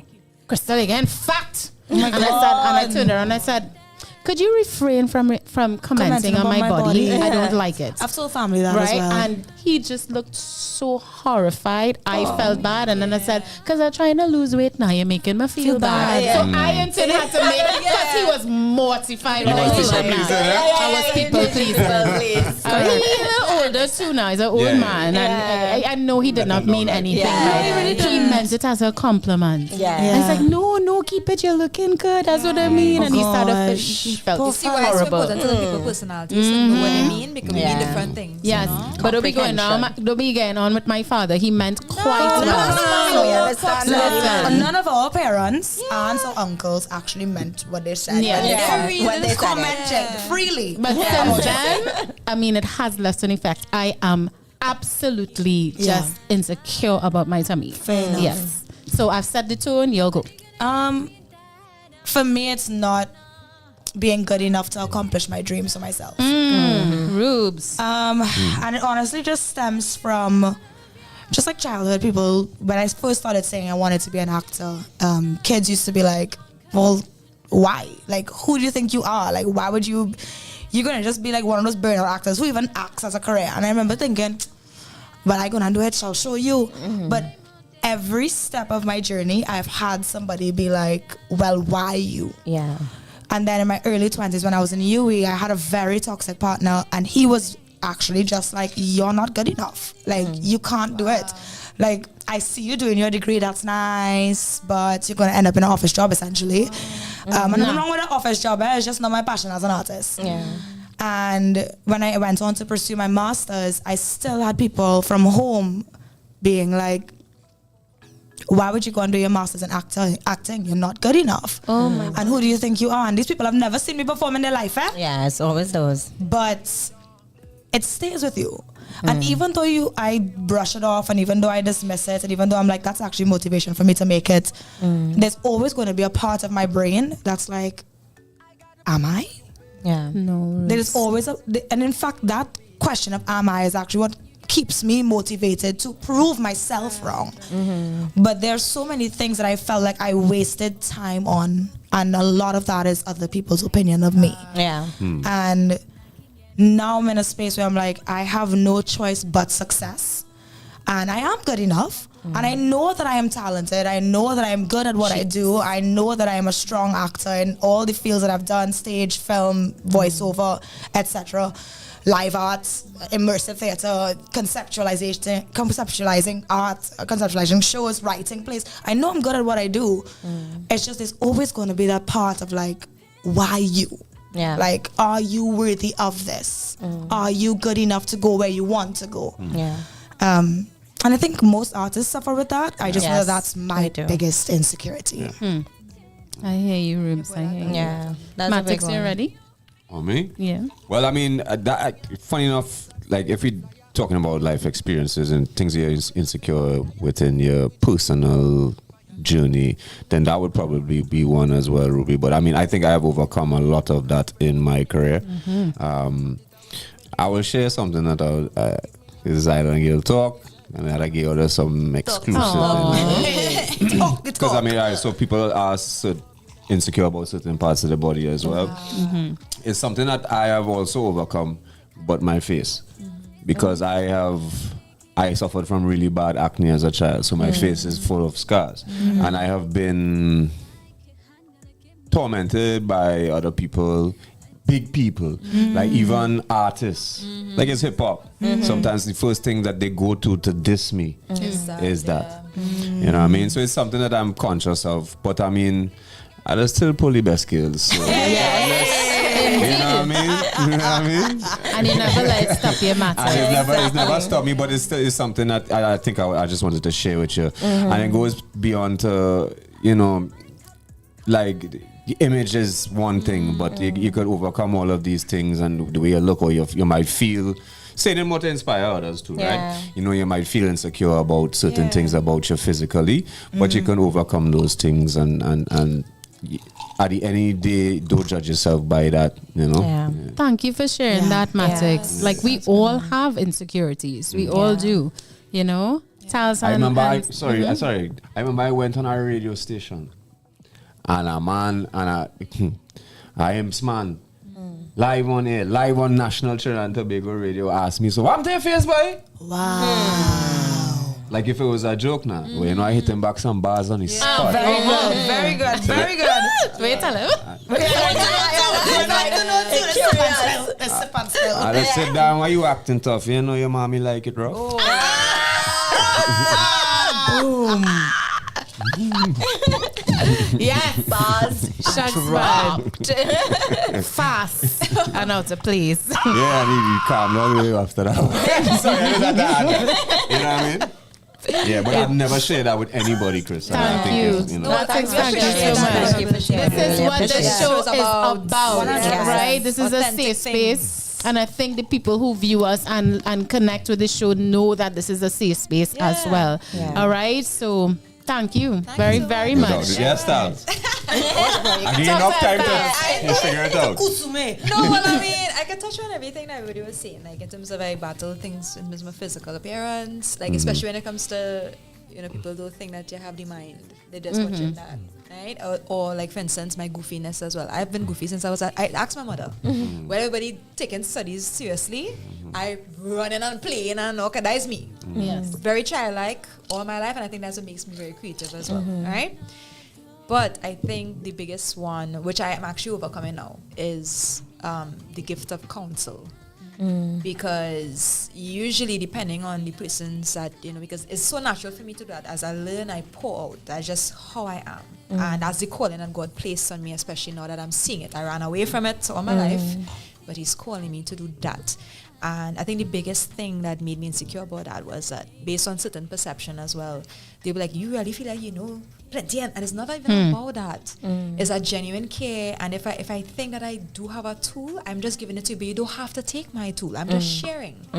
But people will, you know, there's always a negative. Always. And that used to cripple me so much where I didn't want to share. I would be very reclusive. That's why when she told me, you know, you need to be brave and be bold and shine, I would get reclusive because I would feel like I'm misunderstood. I'd feel like, you know, I don't even want this, but this is what God called me. No matter where I run, He calling me for this.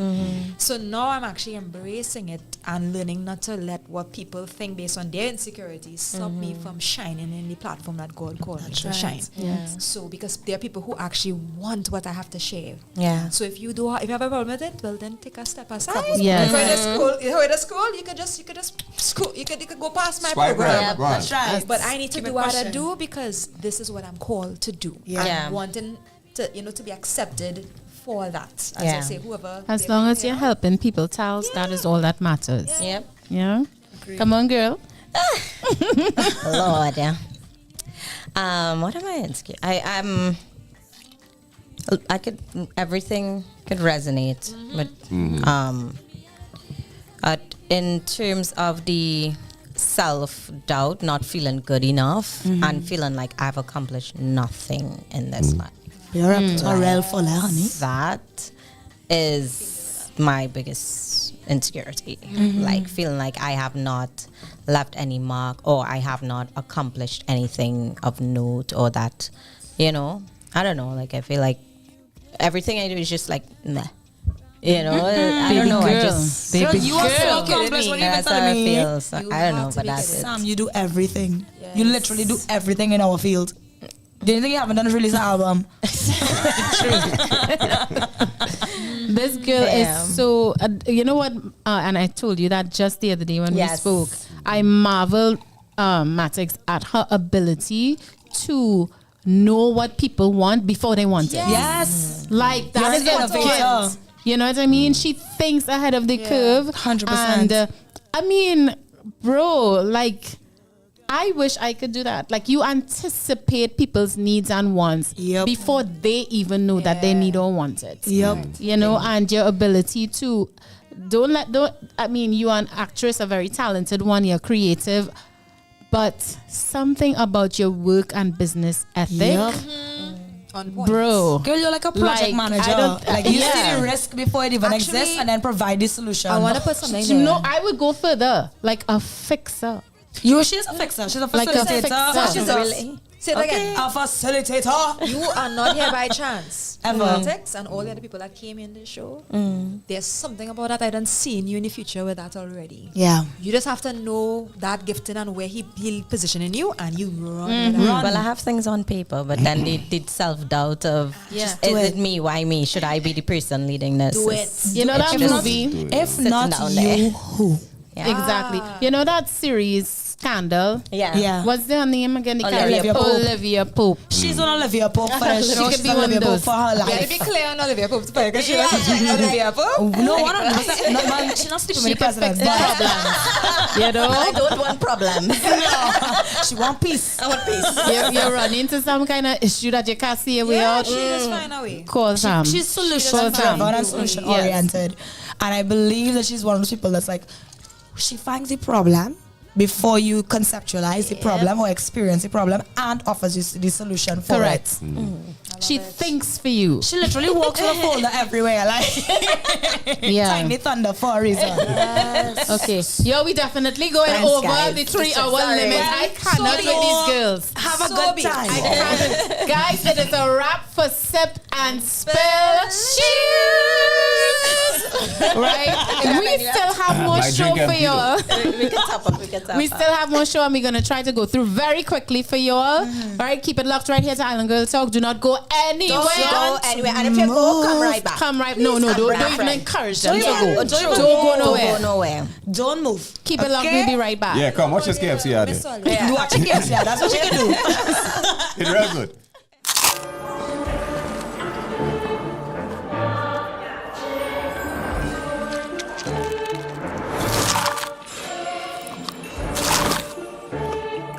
So new, but so radical. New! The KFC Double Stacker Sandwich. 2 crispy chicken fillets sandwiched with barbecue sauce and cheddar cheese. So new, so radical. Order your Double Stacker Sandwich now via the app or KFC.com. It's finger licking good.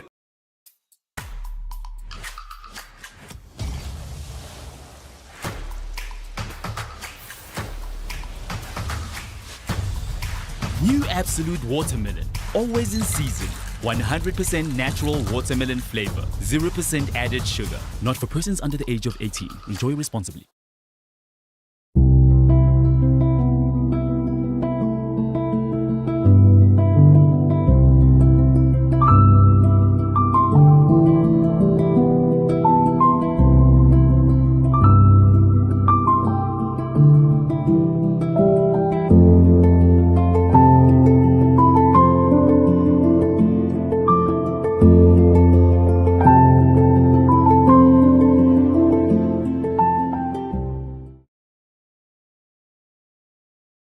Day the same food. Your dog needs a change, right?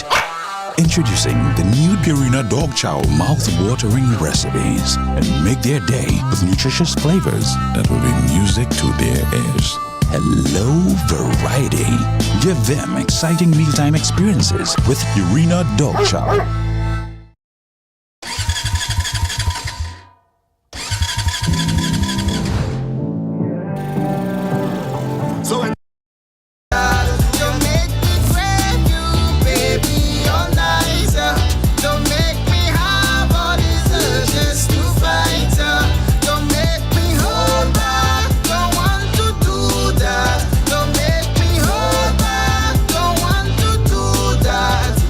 This is love.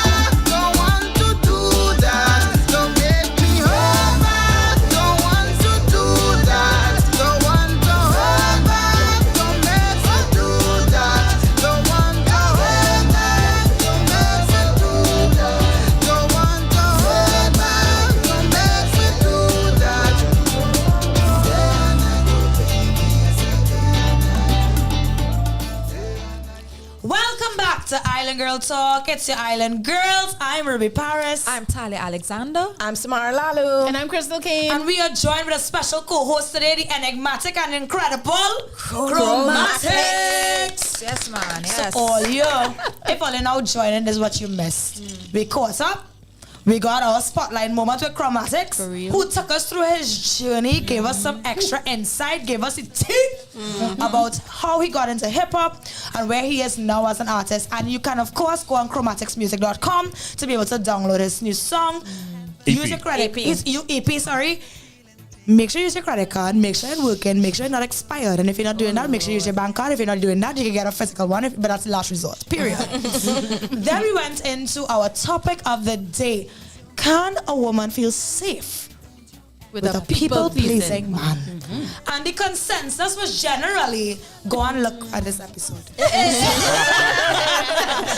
We then went into our sip and spill segment, which had real talk. We put Chromatics in the hot box. Yeah. He gave us some insight that he's never said to anyone else before. Which we appreciate. Exclusive. So if you want to see that, again, look at the episode. Rewind. So now, we go into my segment, which calls for a rhythm section. Yes, I. Right? Which is the Let's Talk Trends. Oh, I didn't know that.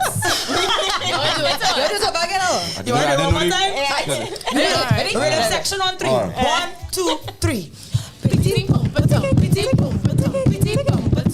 Let's talk trends.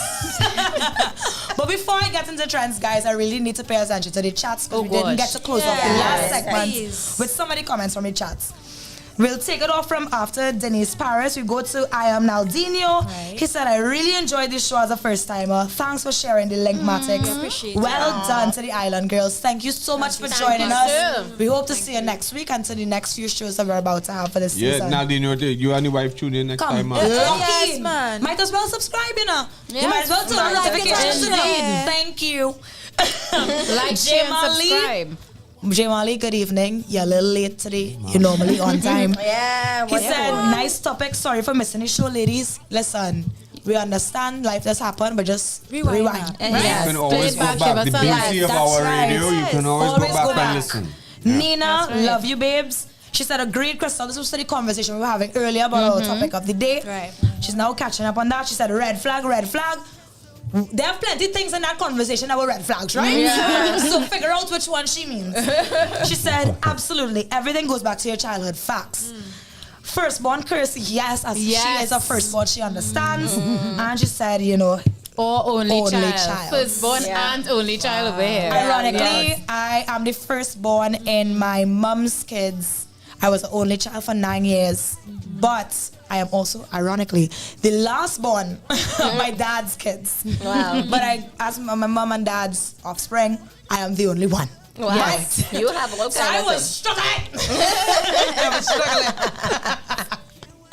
Sorry for those who listening on radio, I'm a little animated today. But that's because the sip and spill was so juicy, I was just sipping. I was sipping all the time. So you all would have heard earlier in the show, we spoke about the earthquake that was on Saturday. I was experiencing Shensia, so I really didn't feel it because the vibes were vibing. But that earthquake was actually recorded as a 6.2. For those of you who know about the Trinidad and Tobago's earthquake in 2018, that was a 7.3.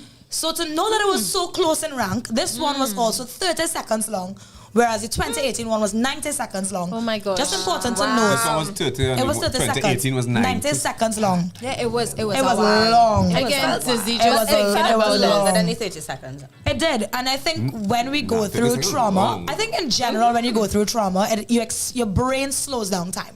I feel like you experience it for far longer than it's actually happening. Yeah, I feel and it's that thing about your brain shooting off multiple messages at the same time and your body trying to process what's happening in front of you while those multiple messages are happening. So in an earthquake, immediately you're like, where to evacuate? What's happening? Who else do I need to save? How do I get out? Right. Panic attack is happening. Anxiety attack is happening. Do I freeze? Do I go? Is this safe? Wait. And you look at different places for you to go and hide. And all of that happens in a span like that. I will just shut down, you know, like the computer from the 90s. 100%. I just shut down. Now, first thing we did was just run upstairs for the kids, yo. Yeah. We didn't think about nothing else about that. Correct, and I mean, as a parent, that should be your priority. Don't leave me, I do think it's important to note that this actually, God, but we know why the we location, don't share it yet. all you're trying to share the trends. You see, this is what happens when we sip and spill, you know. All you're trying to talk about my trends. I leave it at Children are afraid for themselves, eh? I leave it at your Crystal abandoning the children. Terrible.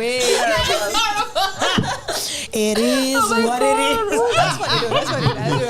She was like, nah, children who I save myself. But I do think it's important to know, guys, that we can talk about it. We'll work on that. Of the earthquake was actually just off the coast of Venezuela. Right. For those who don't know, we can see Venezuela more or less if you're in the western region or in the most southern part of Trinidad. It's very, very close to our shores, and the earthquake happened just off the coast of Venezuela. In other hot trending topics, this one's a little sad because it's hit me for 6. The day after Marlon DeBeek passed away, I got news in work that our beloved Ghetto Flex also passed away. This was a real shake-up to the soca industry, the arts industry, the music industry. He is iconic. He's known for songs like Rock Your Body and Wine and Bend Over. Golo. You know, with Dennis Belford. Golo. Golo. Golo, golo. Yeah. Come on, you know, we had to make sure to do a tribute, you know, in Island Girls talk, we sing in every show. So, launching our career, those of us who don't already have signs. And the All-Star show with Ataclan Bungie. Why are a lot of tongue just for me? Girl, and KMC. Your body right. Right till morning light. That's such a big tune. So far, details around his passing have not been disclosed. But Soca Queen Fayan Lyons Alvarez posted into her Instagram saying, another rest in peace to an artist that gave significantly to the industry. We have lost another. Rest in peace, Ghetto Flex. Those that were able to have seen and experienced your energy know. Your music lives. Rest in peace. Condolences to the family. I gotta say something publicly, Ruby. Yes, my love. I credit Ghetto Flex with helping me tremendously with my stage presence and how to command a crowd. When I performed with Image and Company, right? I mean, we didn't get off on the best foot in the earlies, right? Ghetto was an acquired taste, but when we did get in well, he taught me quite a lot, and I observed him. I absorbed everything about him like a sponge, and I was amazed by how he was always able to captivate an audience. And I credit him and my time spent at Image and Company with honing my stage presence and my how to navigate the crowd, my skills in that area. So big up Ghetto Flex. Big up Ghetto Flex. I've heard about him that he seems to be like when he sees young people who actually coming into the field, he tends to give like the really good sound advice at that time. 100%. You know? Yes. 100%. He was always willing to help. I think RKG talked about that too as Yes. well. Yeah. The platform that he had. Olia, the last thing on trending news is who is the next Miss World Trinidad and Tobago. And I am very proud to say that it is my cousin, Annalise Nanton. Yes. So she is a geotechnical engineer, Annalise Nanton, 26 years old. She was crowned Miss Trinidad and Tobago, Miss World Trinidad and Tobago 2024. I think it's important to note that Miss Aranguez, Prishni Rampasad Singh, and Hannah Roberts from Toko were the respective runner-up and second runner-up at the finale, which was at the National Academy of Performing Arts just yesterday. Wow. So I just want to highlight Annalise. She is probably one of the kindest, most humble people I know. And I'm not being biased because she is family, but she is a strong representative for culture, for the arts. She is also an athlete. She plays football for the national team, the women's national team football. She has been a jock my whole life. Like, she's been in cricket, she's been in volleyball, she's been in football, she's been in swimming. She's traveled the world and come back to Trinidad after fulfilling her scholarship in geotechnical engineering. And honestly, just an incredible representative for our country. So I wish her the best of luck in her endeavors these next 2 years of preparation before 2026 Miss World. And I think she's going to wear our flag well. Yeah. Wear the crown well. Congratulations. Annalise. We're so proud of you. I haven't followed up on Miss World, but I think I saw her on Instagram before, and I could tell, I was like, this girl is different. Yeah. She's just and pure. like you know, people, if you check it, people are being raised on platforms now that are different, that are showing a more all around, like, you said, she's humble, she's gracious, and she's all that, and then she has that edge, you know, that she really likes sports and all She this loves thing. sports. It's a difference, and I can see it, and I was like, nah, this girl is different. What I think is really beautiful, and I'll wrap up soon, is that she stepped out of her box, and I think that's huge credit to her. I think sometimes you need to just take a risk to your calling. Like, if you feel pulled to something, take the risk, take the jump. And she's never done pageants before, she's never modeled before, but she felt the pull to apply. And she did everything she needed to do to be able to, with the goal of, I'm going to win. And if I didn't, I'm just happy for the experience. And sometimes when you follow things that seem so out of the box, seem so out of the blue, you thrive, because that's what actually is your calling, and you find yourself blossoming into who you were always meant to be, ignoring the structure of what people tell you should be. So to that, salute you. Kudos. For those who listening, take inspiration from it and become who you're meant to be, and not what people tell you should be. Absolutely. And with that, I had to come back with the rhythm section. Bring it back. Because I like little kankatang, right? So 3, 4. Let's talk trends. Guys, we'll see you shortly after these few messages from our commercial breaks. Don't move. Don't think that was a bye. That was see you soon. Yeah. Don't move. More to come. Much more to come. We have bananas for you, man. Since they were on sale, Laura bought these umbrella shoes without thinking. Literally, without thinking. Hungry for deals? You'd better come and satisfy it at KFC before doing something crazy. 7 pieces of delicious chicken with a bucket of fries. The KFC Wow Bucket for $119.95.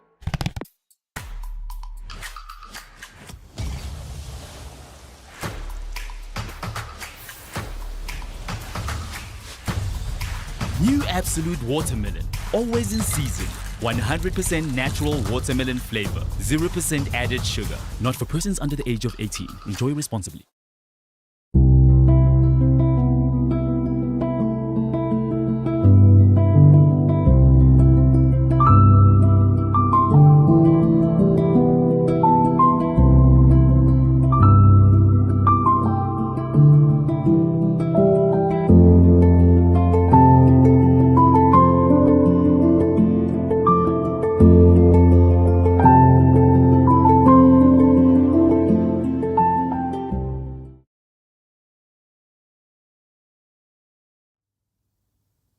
Why can't I just walk away?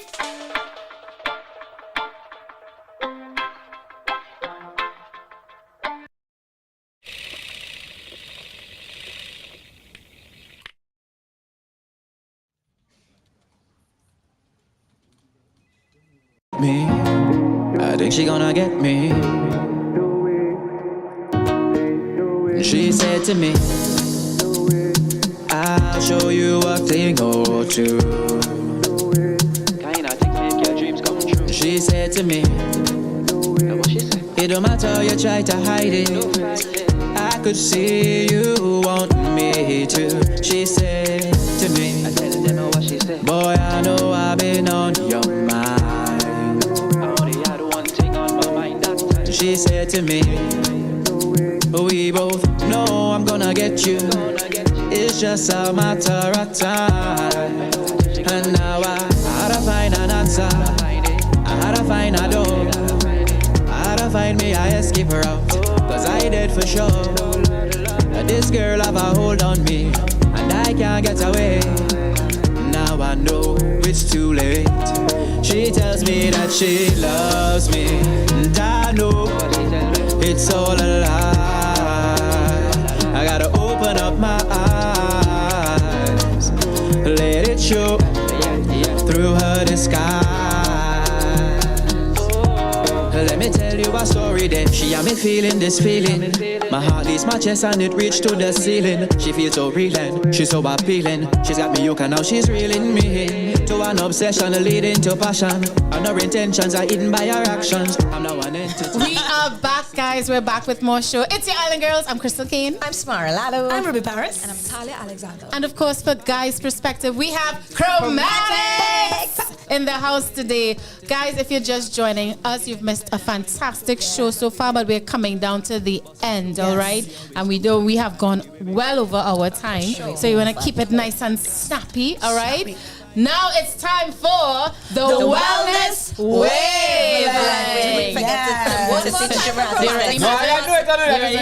It's time for the Wellness Wavelength.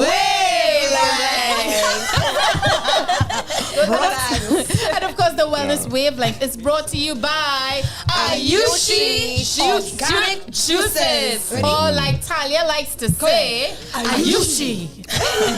We don't know why, but we like it. I like it. I love it. All right. We For do those like who don't it know, very much. Ayushi Organic Juices, founded by Samantha Patrick and happily crafting since 2014, makers of unpasteurized, cold-pressed juice made with the highest quality organic produce. Juices are freshly pressed daily in returnable glass bottles. Ayushi has improved the lives of all our clients while maintaining sustainable and environmentally conscious.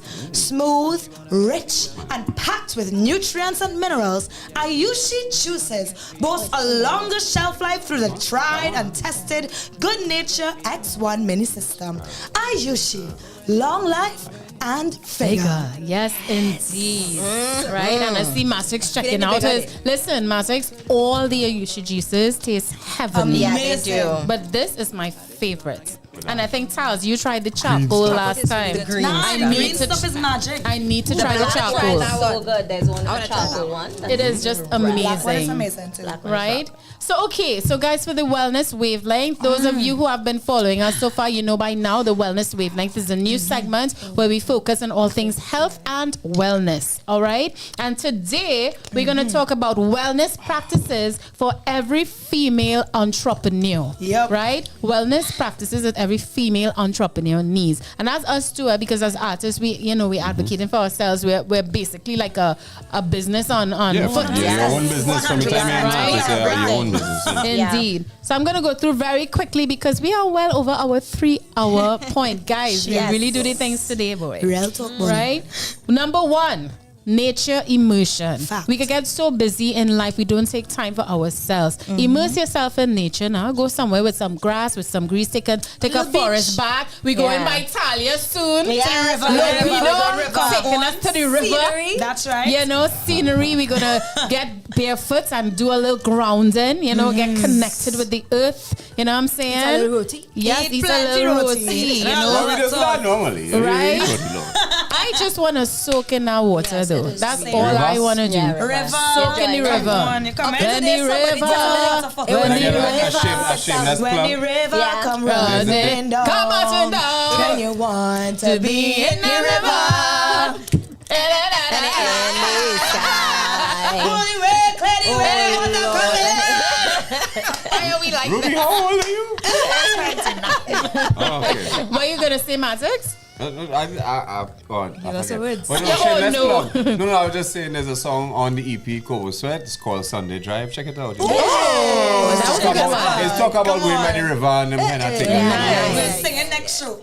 Fantastic. So the next one is creative expression. Another way for a female entrepreneur to take it easy, you know what I mean, and take care of herself is creative expression. What that does is it creates an outlet for us. Sometimes we get worked up, we wound up, we don't know what to do. You know, go a little sip and paint, find something that you like to do, journal, read, jog, run, exercise, something like that. Just, you know, be creative. But if you're a creative entrepreneur, maybe it's to do nothing. That too. creativity I think can as a lead you to creative- self-discovery as well. I think as a creative entrepreneur, I think if you don't do nothing and you need to do something that's out of your field. Yes. Completely Agreed. out of your field. Completely out of Absolutely. it. Yeah. The next one is no secret, set boundaries. Yeah. You wanna avoid the burnout. You know On what the I heels mean? of the people pleasing nightmare topic. clients. Correct. Like Matic said, no is a whole sentence. Full stop. Set boundaries for yourself and know where you're for. Right? Next one, lean into your leisure. Anything that makes you happy, anything that brings you joy. I like to go that by is a a body of challenge. water. I find peace just by sitting near a body of water. Yeah. All my answers come to me. Yeah. You know what I mean? what I love to Lean into anything that makes you happy. Lean into do that.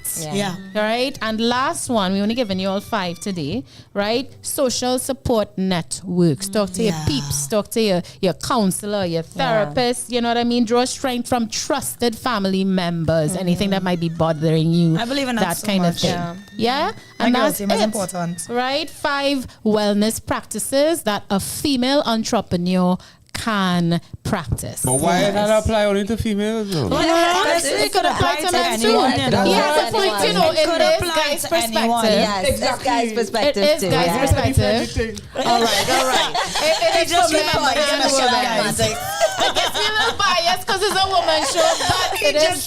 No, what I'm saying is, why those can't apply? Those sound great to me. Yeah. You know what I mean? They could apply. Yeah, It's so- for everyone. I think you so. know, we It's had for to everyone. we had to try not to be so selfish. The guy's Yeah, perspective. sorry. Yeah. I can't go by the beach. Guys, it's a wrap for the Wellness Wavelength. I was reading the chat, sorry. Guys, we just have one more segment for you. Do not go anywhere. Don't We're move. almost done. Don't move. And of course, we're Don't coming move, don't move, back don't move. with the lovely towels, all right? Yeah. Stay tuned See you right here soon. on the Girl Talk. Don't move. Yeah.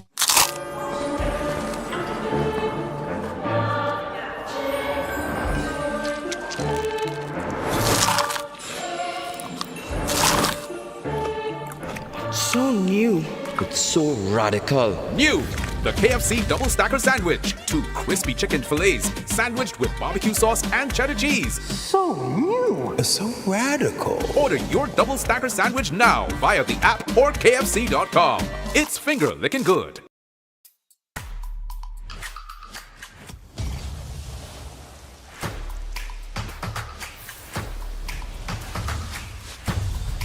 New Absolute Watermelon, always in season. 100% natural watermelon flavor, 0% added sugar. Not for persons under the age of 18. Enjoy responsibly.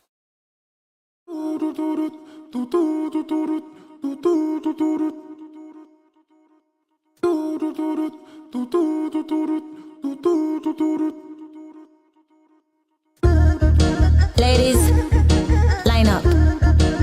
No jokey thing, you know. A real proper brockouts. Line up, line up, line up, line up, line up. When it come to party, I like y'all. Don't want no man, wanna see the party up and down. Make it Hello, and my name is Talia Alexander, and we are here in on Island Girl Talk, featuring none other than Chromatics. Chromatic. So again, let me introduce ourselves now. Yes. I am Talia Alexander. I'm Ruby Paris. Yes. I'm Smara Lalo. And I'm Crystal Kane. Yes, man. And this is where you go, I'm Chromatics. Yeah, boy. Yeah. I am chromatic. I hear the voice. That male testosterone, right? We want to just do a little recap, right?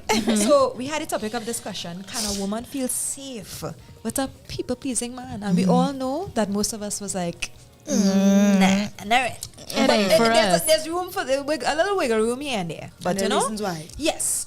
And other than that, we also had a spotlight segment with our beloved right now. Yes. Chromatics, giving us, you know, a Indeed. history and a background and also what he's doing now. So guys, again, link up, you understand?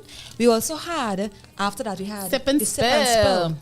All right, got things deep. get kind of juicy. Put them in the hot This box. one Right. there, she had to take a little break day. I didn't cry though. No, you didn't cry. Good I was for you, I didn't Ruth. cry. Last I week was deserve an close to applause. you. Last Thank week you. was something, eh? Yeah, no, I real cry. Last 2 weeks. You know? 2 weeks. And then we had the wellness Wavelength. Then we had Let's Talk Trends. Always leave me alone. Every time. You know what it is? She don't like the tea, you know. No, Yeah, that's she not don't like it. She's gonna make a list for you. Here we go. Just to show that I love you, let me just do it one more time now. We had Let's Talk Trends with the Petit poom putum, petit poom putum, petit poom putum. Ruby Paris. Thank you. Hopefully that will keep us till next week. But now we have the Empowerment Minute. But I feel like we should do that All right, again. let's do it. I think we have to get now. us strong. Yes. Get off guard too. I like it. That's what you do. Keep you up on your toes. All right. So we have right now the Empowerment Minute. Woosa. Yes. Hi. This is where we. Yes, I like it. You understand? This is where we bring the encouragement and the positivity, and this particular quote is going to be a little challenging because part of empowerment is to challenge us as well. All right. Indeed. So I think it's fitting. This whole week I was getting things about change, right?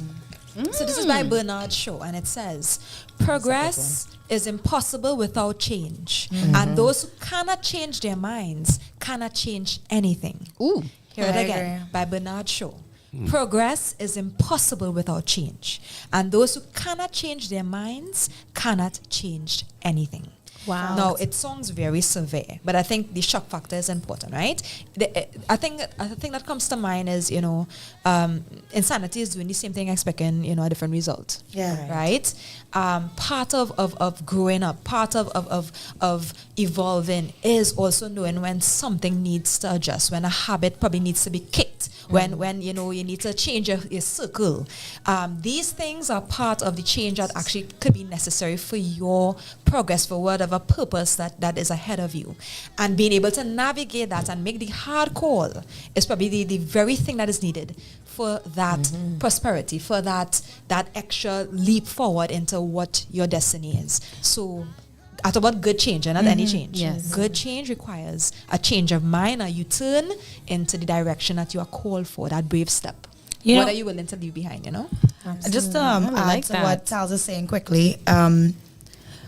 I interpreted it, for me, it resonated in a space of, you don't know everything.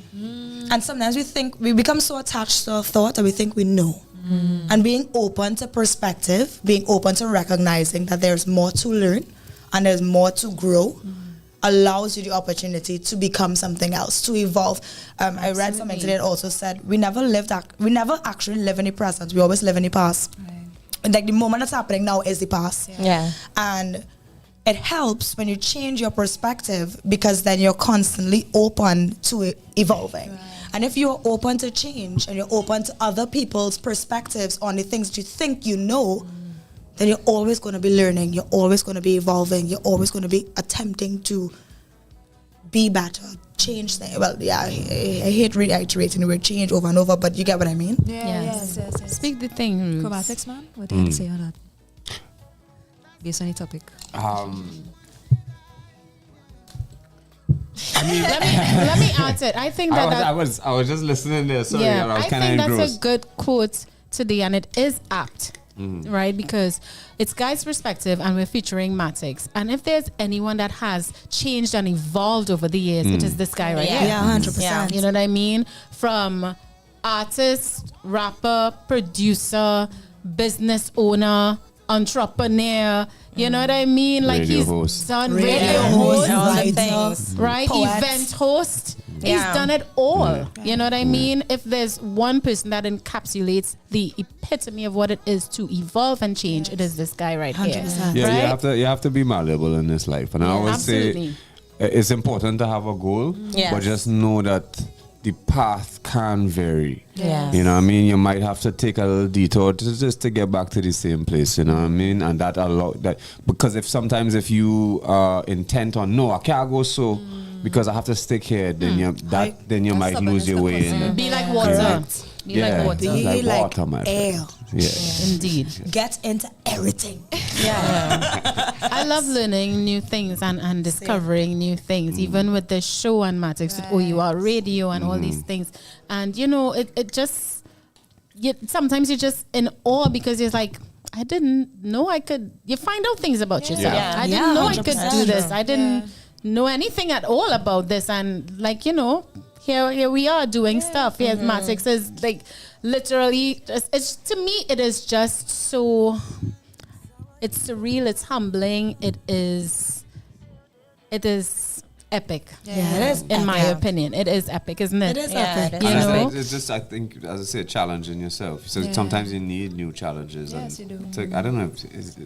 I guess life is a challenge. So you need these new things to kind of sort of push you forward to feel like you're really living. Yeah, you know, doing 100%. new things, True. yeah? 100%. It's, of course, my mind goes like in all different, Directions. directions with it, where I'm like, okay, but then if you're on a path, then you don't want that to change, you know. But then when you think about that, like Matic said, you have to take you don't have to take the same road. There's so many, ways to get there, because lately I've been speaking to so many people who are finding their things, and it's so beautiful to see, and it's so amazing when their journeys culminate, and it when I speak to them and I ask them, okay, then what, like, you have a degree in psychology and this and that and that and whatever, and like I spoke to an amazing jewelry maker, and she's like, yeah, I study psychology, and I always like to bring, stories to life, and she does that through jewelry, and it was a path she didn't even know, but it executes the same calling that she had all the time on her heart,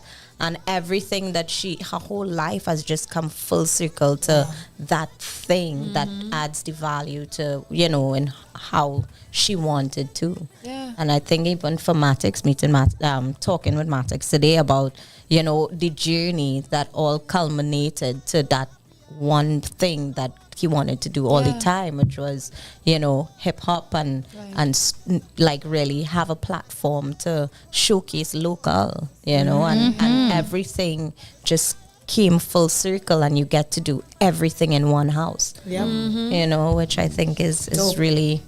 So it's not like changing your goal, like you say to have a goal, but definitely taking another road.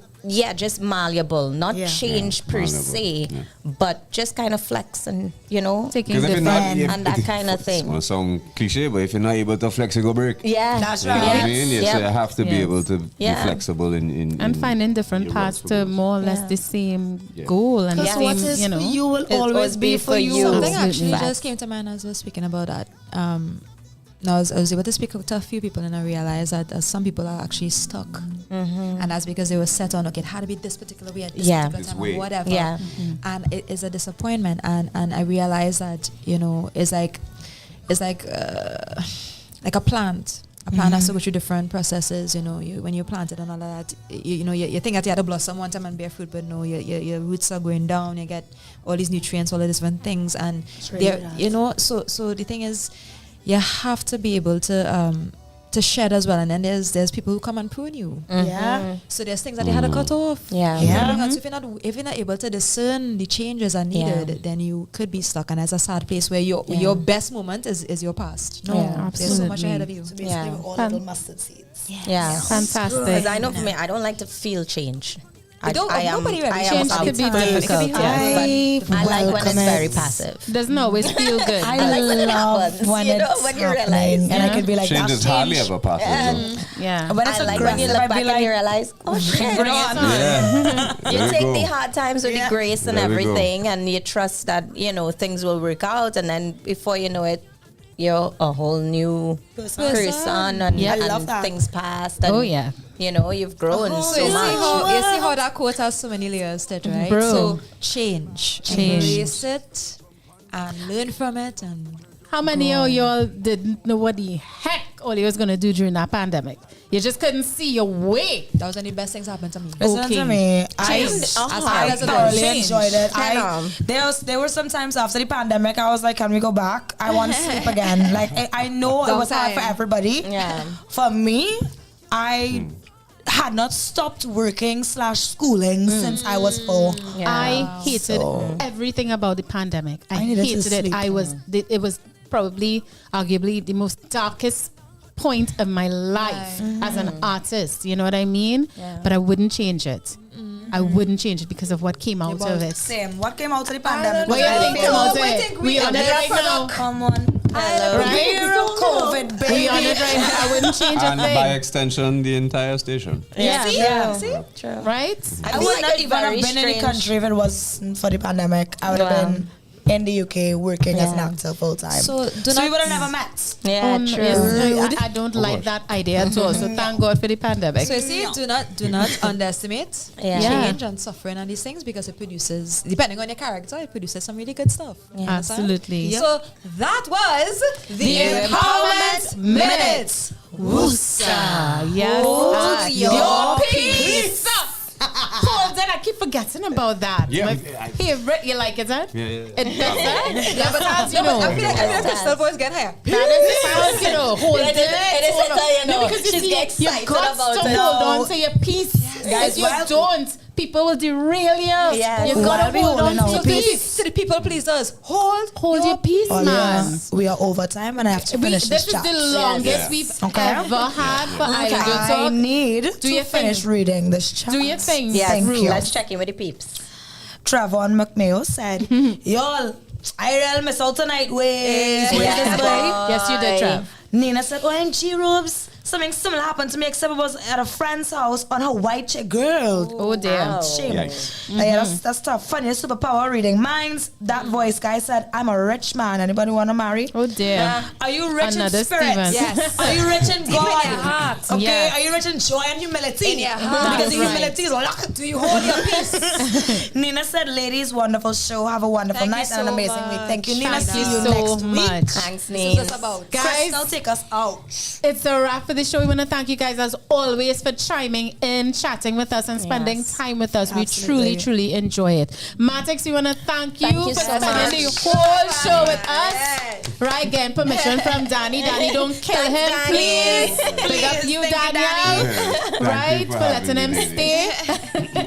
Right, we indeed enjoyed Guys' Perspective this month. 100%. All thanks to you. It's been long overdue, and you're coming back because your album is coming out soon. Yes. Right? Good Yeah, luck. that'll be like September though, but we'll make it happen. That's all right. We make it That's what's happen. Of course, guys, we will be back next Wednesday, 6 p.m. We And we want have to some see and surprises. hear, and we do have some stuff. We have giveaways next week. Giveaways though. next And all you, week. just letting y'all know, it's KFC giveaways. Yes. Okay. KFC. So if you want to get your little free, and we know how Trinidad gets National dish of free. Trinidad and Yeah. Tobago. You know, I said it plain, so. go crazy for KFC, Yes. right? Of course, guys, know that Island Girl Talk Season 1 is now showing on Tempo Networks. Yes. So if you want to recap Season 1 and see all our reruns, you can catch us on a Monday and on a Wednesday at 8 p.m. on Cable Network TV, Tempo Networks, right? What more they could possibly want? You have Island Girl more Talk all Season you 1 on a want? Monday. You got us also on a Wednesday. Live. And then you have us here on Wednesday too from 6 p.m. All right, get your Island Girl Talk fixed in. All right? better. I like it. Yes. I like it. Right, we see you guys See you again next very, week. very Yes, soon. have a blessed one, You guys. ready? Yes.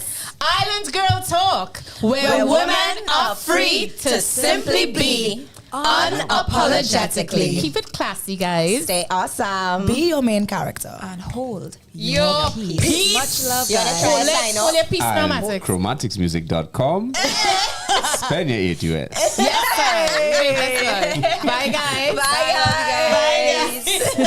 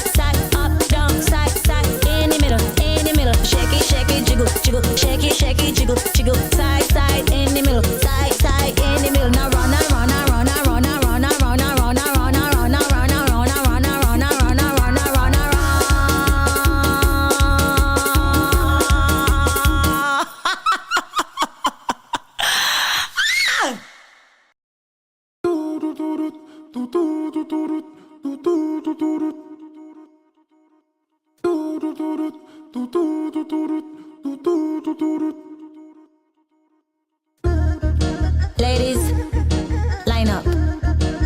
No jokey thing, you know. A real proper brockout.